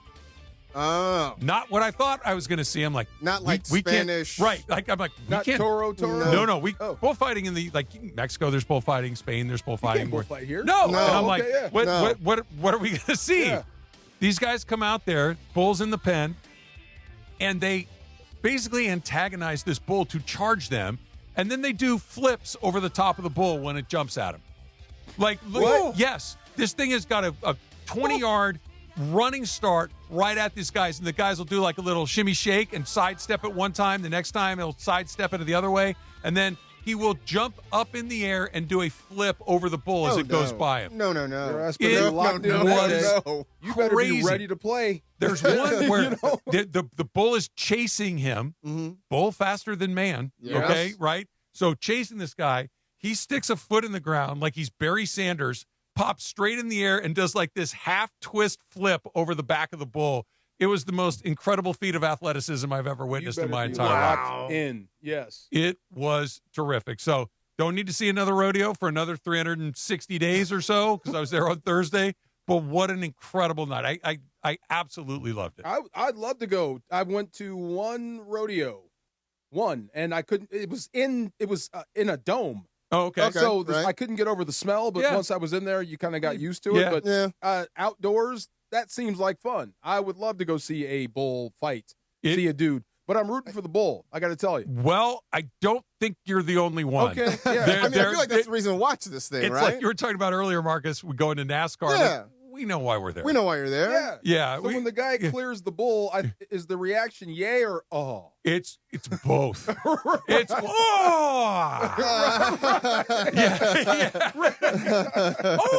Dang, the bull almost had him. That's the wrong response. What about the rodeo clowns? I feel like that's a special breed of person too, right? So to do that. when the horse is bucking the guy off or the bull is bucking the guy off, and all of a sudden the guy gets thrown, the bull is, or the horse in this case, or they're circling back. They want to finish the job. They're looking for the guy. But, they like, you don't get to get on my, like, and those guys will distract it. They have the other cowboys on the horseback kind of try to shoot the bull in another direction. It was terrific. And there was an open bar, and there was food. It was pretty good. Wow. All right. I still don't know why 8 seconds. Because it's an eternity. Because like that seems I know, like but why 8? Right. By the way, I think so. There's 2 rounds of bull riding. 2 guys made it to 8 seconds. Really? Wow. Yeah. Okay. Wasn't that a Luke Perry movie? 8 seconds. 8 seconds. I do remember that movie. He got gored. The guy Yeah. died, didn't he? I think he got gored. So one of the guys was on there, and he's getting tossed around, and he gets thrown, and I'm like, that guy was awesome. I look at the clock, 2.1 seconds. 2.1 seconds. I'm like, that was 2 seconds. It felt like he was on that thing for 2 minutes. Oh, my gosh. Nope. Have you guys ever did like a mechanical bull or anything? Once. Where? And? At a bar or At something? a bar once. One of those crazy people? You one of those I crazy... didn't hang on very long. Yeah. It was going very slow, and I still couldn't hang on. Yeah. I didn't want to hang on that long. No, I'm right. Let's end this thing. Yeah, I'm off. Get me the heck out of here. I'm off. Yes. I got another quick one that I want to throw in there because this won't make any sense any day after today. Did you guys see Sergio Garcia yesterday at the Masters by any chance and what he did? What was all that about? So Sergio, just a little background, is a bit of a brat, and he does really petulant things. Like There was a time, I think it was at the Tour, not the Tour Championship, the Players Championship many years ago, where he missed a short putt, and to show his frustration, he spit into the hole. Well, other people come after you and play that hole. They're going to have to. So he's that guy. Okay, he's always whining about one thing or the other. So he is a former champion of this tournament, and at this tournament has a rule that former champions get to continue to play this tournament until they get into about 60, 61, 62, and then they very politely ask you to step aside. Okay. Sergio's not anywhere near 60-something years old. In his 50s, right? Yeah. Okay. Maybe not even, So maybe is late it- 40s. that old? I didn't think he's that old even. He might be 47, 8, 9, somewhere in there, close to 50. He had a bad shot on number 2 yesterday, and he takes it, and Augusta is nothing if not got to stick up their butt about all their decorum and their rules, and most of it's stupid, but some of it's there for a good reason. And one of the things that's there for a good reason is we're not going to tear this place up just because you're frustrated. We're going to follow the rules. We're going to stand here. We're going to do this. The other stuff is kind of gross, but the stuff like let's take good care of the golf course, I think everybody can kind of get on board with that. Took his driver and kind of tomahawked it into the ground, took up 2 huge chunks of turf from where other people are going to be playing. Wow. Okay? Then he takes his driver and whacks it against the cooler and breaks it in half, his golf club. Now, it was a temper tantrum from a nearly 50-year-old man. Like, I get it. I play golf. It's frustrating. I get it. You're not going to win the tournament. It didn't cost you the tournament. You're playing early in the morning anyway. You're out of it. Be a gentleman. Be something approaching a normal 50-year-old man. I hope they kick him out of the damn tournament for life. They might. Like, they banned Gary McCord from calling it on TV because he said the greens looked like they'd been bikini waxed. Yeah. It's like they banished him from the universe. You never heard from him again. They could. I hope that they do. I saw I guess he was answering questions about it. And he was a jerk about that, he too. He didn't seem very apologetic. He wasn't. At all. He goes, it wasn't, I wish it hadn't have gone that way. Something like that. Not, I had the worst 30 seconds of my life and I regret it and it'll never happen again. It's never happened to a younger guy? Like, you're just not invited back? Not a champion. Not yet. Not a champion. There are many people that don't get invited back. But not a champion. But, yeah. He could be first. Anybody ever act like that you can remember? Not quite like that. Thumb their nose up at the Masters? No. I mean, there's been guys that were there and then aren't there, and that happens very quietly, but I hope Sergio's the next on the list. I mean, you talk about how much Augusta can flex. They did a whole year where they just didn't do advertising. Yeah. 2 years? 2 years. I mean, just, yeah. We don't need it. We don't need it. So we certainly don't need Sergio Garcia. No, and he's not. Right. Yeah. You know what I'm saying? So one of the members accent. had to go over there. Now, Sergio, that is not how we behave here at Augusta National Golf Club, and we are very respectfully asking you to never come back, young man. Adios, Mr. Garcia. Adios. Yes, sir. And he would say adios, too, He just would, like that. just like that. Yeah. The most American like I said, adios ever. A lot of those guys, not the greatest guys in the world, but this one, I'm Team Augusta on this when it comes to sticking it to Sergio. Wow. Straight Up With Me is sponsored by Blue Ice Vodka, America's largest potato vodka, double gold rated, just 64 calories an ounce, and made from Idaho potatoes, clean, smooth, no additives. Blue Ice Vodka, premium taste, nothing extra. And Rory punched his ticket for the second time. And you asked an interesting question earlier about kind of where does he fall in the all-time greats in this thing? Well, he's stamped into my head. You go back to back. Only the fourth guy to do that. Yeah. Yeah. I mean, I don't think he's got the, the trophies that the other people have. Is he on a top 10 of all time? Oh, yeah. Oh, yeah. Really? Yeah. He's one of the most recognizable golfers that I know. When I see his face, I know exactly who that is. Yep. Some guys I can't pick out of a lineup. And I think it's exactly right. I think there's a group. There's an A group. It's Jack Nicklaus and Tiger Woods. Mm-hmm. And then there's an enormous gap. And then there's the next group of guys that are what you're talking about. Multiple-time major champions, Grand Slam winners, some of them, guys that have won, across the world, won a ton of money, are name brands like Arnold Palmer, Rory McIlroy, all of these guys. And Rory, to your question, Funch, I think has maybe elevated himself near the top of Group B. Yeah. The Group A is those two guys, and unless Rory has another 8 or 9 years like we've seen him have the previous 8 or 9, he's not going to catch those 3 guys. in a row wouldn't. If he It would does be again. He's still like 10 short of those other guys. Like, is Rory better than Chi Rodriguez? By a million hundred You miles. leave Chi alone. Yeah. Come on now. But It's not Chi like did a that man. cool thing with the putter, and he waved it around and his carved name out is his fun to say, all of that. You know? Gary Player, Palmer, Hogan, those guys. He's in that group. Mickelson. Yes, it fills in that group. Yeah, What was the Mickelson. hothead? I can't remember his name. Used to wear the knickers. I hate Payne Stewart. Payne Stewart, yeah. that guy. Yes. Yeah, he's What's the guy that smokes all the cigarettes? The fat guy. John Daly? Yeah, is he better than him? Yes. John Daly was a show. Golf. He was a fun show, but Still is. still is. I follow John Daly on Instagram, or I don't even know if it's his account, but I get a lot of John Daly content. Really? Dude, he's out there barefoot, looking like a 600-pound Santa Claus, hitting laser beams from 280 yards away with 3 irons. It's crazy. I watched him play a pro-am like outside of Fresno, barefoot with a beer can in his hand most of the day, you know? He shows up at events in his trailer and just parks it out front of the tournament and just sits there and slams beers and signs autographs. I like that. No, You he's think he can a hustle legend. anyone at this. Like you know who Well, John Daly you know who he is. He's too famous. Right. Yeah. You think he can still? But if you walked into your local Muni and you saw this guy who had 12 empty cans of Budweiser in his golf cart, and he's Pack like of cigarettes in his pocket. right, and he's barefoot. You guys want to play for money? Let's you go. couldn't get your money out fast enough, and he would take you to the cleaners. Yeah, he's one of a kind for sure. Do better, Sergio. Want to see the Angels take on the Rangers? How about this? Call 877-710-ESPN right now.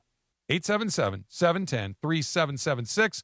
Caller number 7 and caller number 10 win a pair of tickets to see the Angels take on the Rangers. That's coming up on May 22nd. All fans in attendance will receive a free Pechanga Resort Casino Angels hat, so don't miss your chance to be there. The excitement of Angels baseball lives on ESPN LA, and Pechanga Resort Casino is taking you to the game. Caller number 7, caller number 10 wins right now. 877-710-ESPN. That's 877-710-3776. We got a little shop talk coming up next.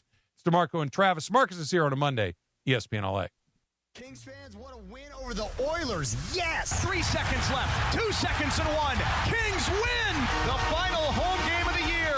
Results in a 1-0 victory over the Edmonton Oilers. And now, tonight, the playoff push continues. Kings and Kraken from Seattle. 6:30 p.m. game. And afterwards, give us a call right here on Kings Talk. Get on with Samboni. The game is tonight. Kings and Kraken from Seattle. 6:30 p.m. right here on ESPN LA. Your home for Kings hockey.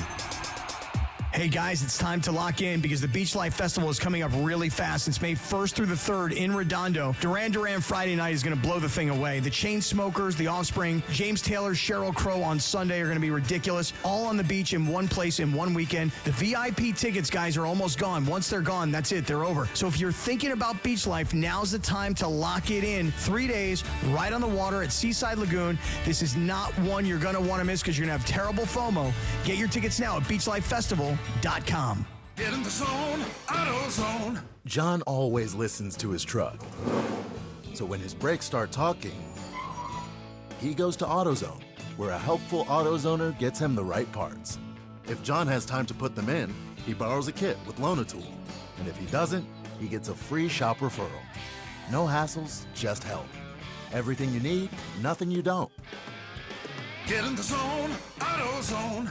Deposit required for Loan-A-Tool. Restrictions apply. Individuals and businesses with tax problems, listen carefully. If you owe over $10,000 in back taxes or have unfiled tax returns, U.S. Tax Shield can help you take back control. The IRS can seize your bank accounts, garnish your paycheck, close your business, and file criminal charges. Our team of tax attorneys can stop collections and get you protected. U.S. Tax Shield offers a price protection guaranteed quote to get you protected today. U.S. Tax Shield is A+ rated with the BBB, so call 800-494-6139. U.S. Tax Shield, 800-494-6139. Harry Douglas here. Game day brings the excitement. Your stay should feel just as memorable. With Marriott Bonvoy, official hotel partner of the NCAA and U.S. Soccer, you're connected to a portfolio of brands designed for how you travel. Some offer complimentary breakfast, others give you room to spread out, space to stay productive, or extended stay comforts. So whether you're a traveling fan or part of the team, Marriott Bonvoy celebrates the moments that live on before and after the game. Marriott Bonvoy, where game day checks in. Hey, it's Rich Eisen for Pella Windows and Doors. Sometimes teams take a timeout to regroup and call the right play. When it comes to your home, Pella Windows and Doors always has the winning game plan. They're not just window and door experts. They're experts at taking care of you and your home. At Pella, they find the products that meet your needs and their experts install them. They do it every day, and that's why your neighbors trust them. Discover why Pella is a trusted choice for homeowners everywhere. Visit Pella.com/Eisen today. That's Pella.com/Eisen. You're listening to the DeMarco and Travis Afternoon Show on 710. By the way, DeMarco, I see you rocking that quarter zip today, man. Am I making a statement with this thing? Yes. It's DeMarco Farr and Travis Rogers. It's a quarter zip. We've had these forever. You and I have been wearing these for 30 years. Back to DeMarco and Travis. All right, little shop talk to close the show. And Marcus, this is one that you kicked off, sent to the group earlier today. Sid Croft, the producer and creator of Land of the Lost, passed at the age of 96. And those were some trippy shows. Some wild shows. Like I've never microdosed LSD, but I watched the Banana Splits a few times. Felt kind of the same way. What else did he produce? Land of the Lost. Sigmund and the Sea Monsters. Sigmund and the Sea Monsters. I'm missing something, right?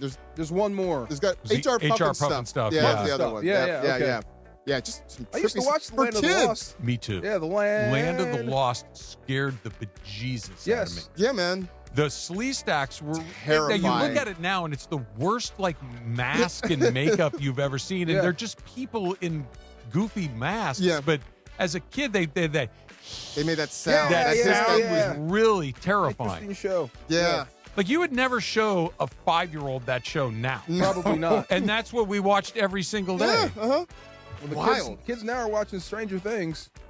Yeah. As in the actual show. The actual show. Not just more bizarre items. Yeah, they're watching Stranger Things. So You know, I don't know if you guys know this show or not. It's an animated show. It's coming back. It had a few seasons. It was on Cartoon Network. You guys ever watch The Regular Show?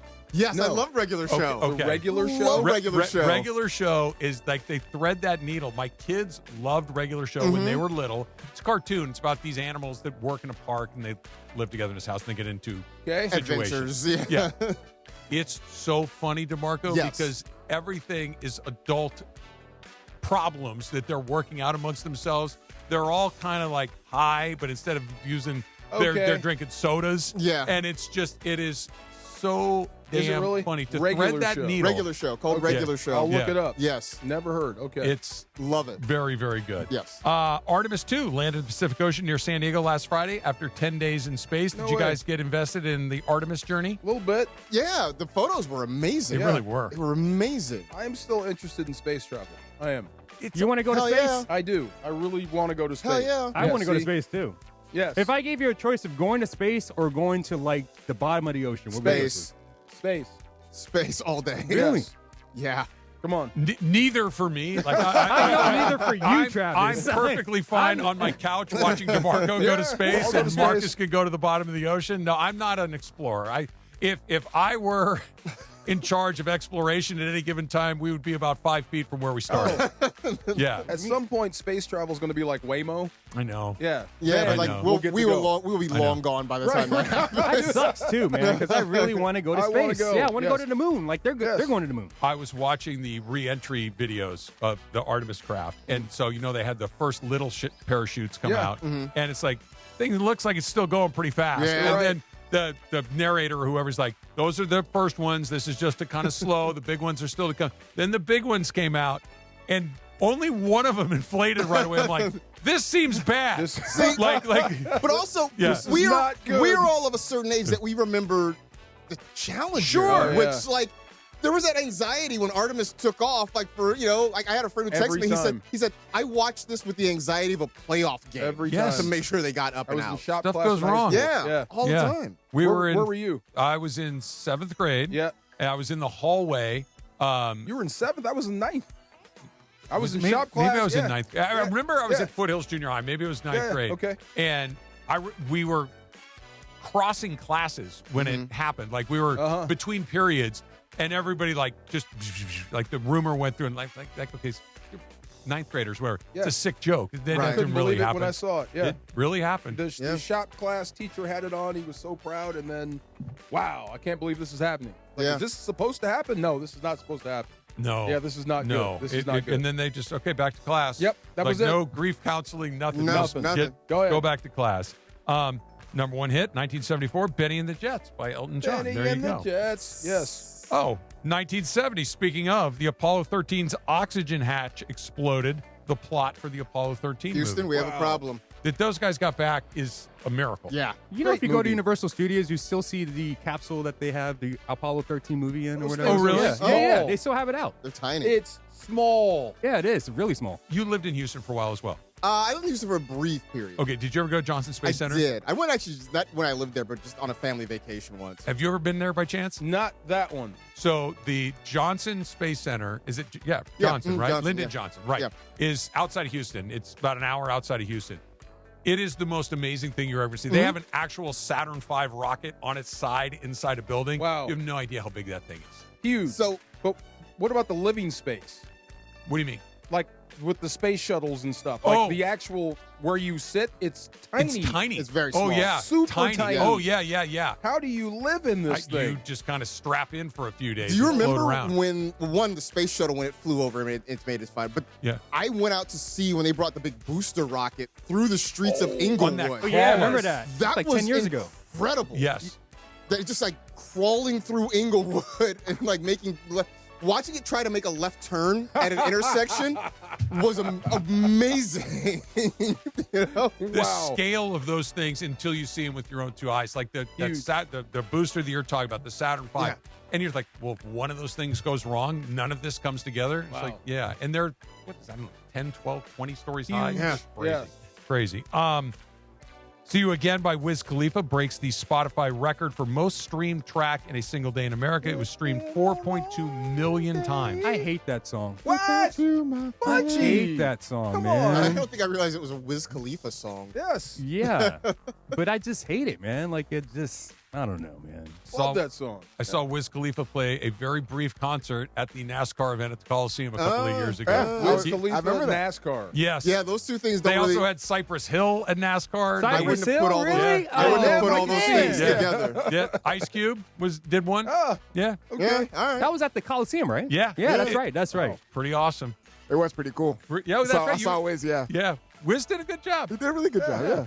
All right, the top 10 comedy movies of all time, according to IGN.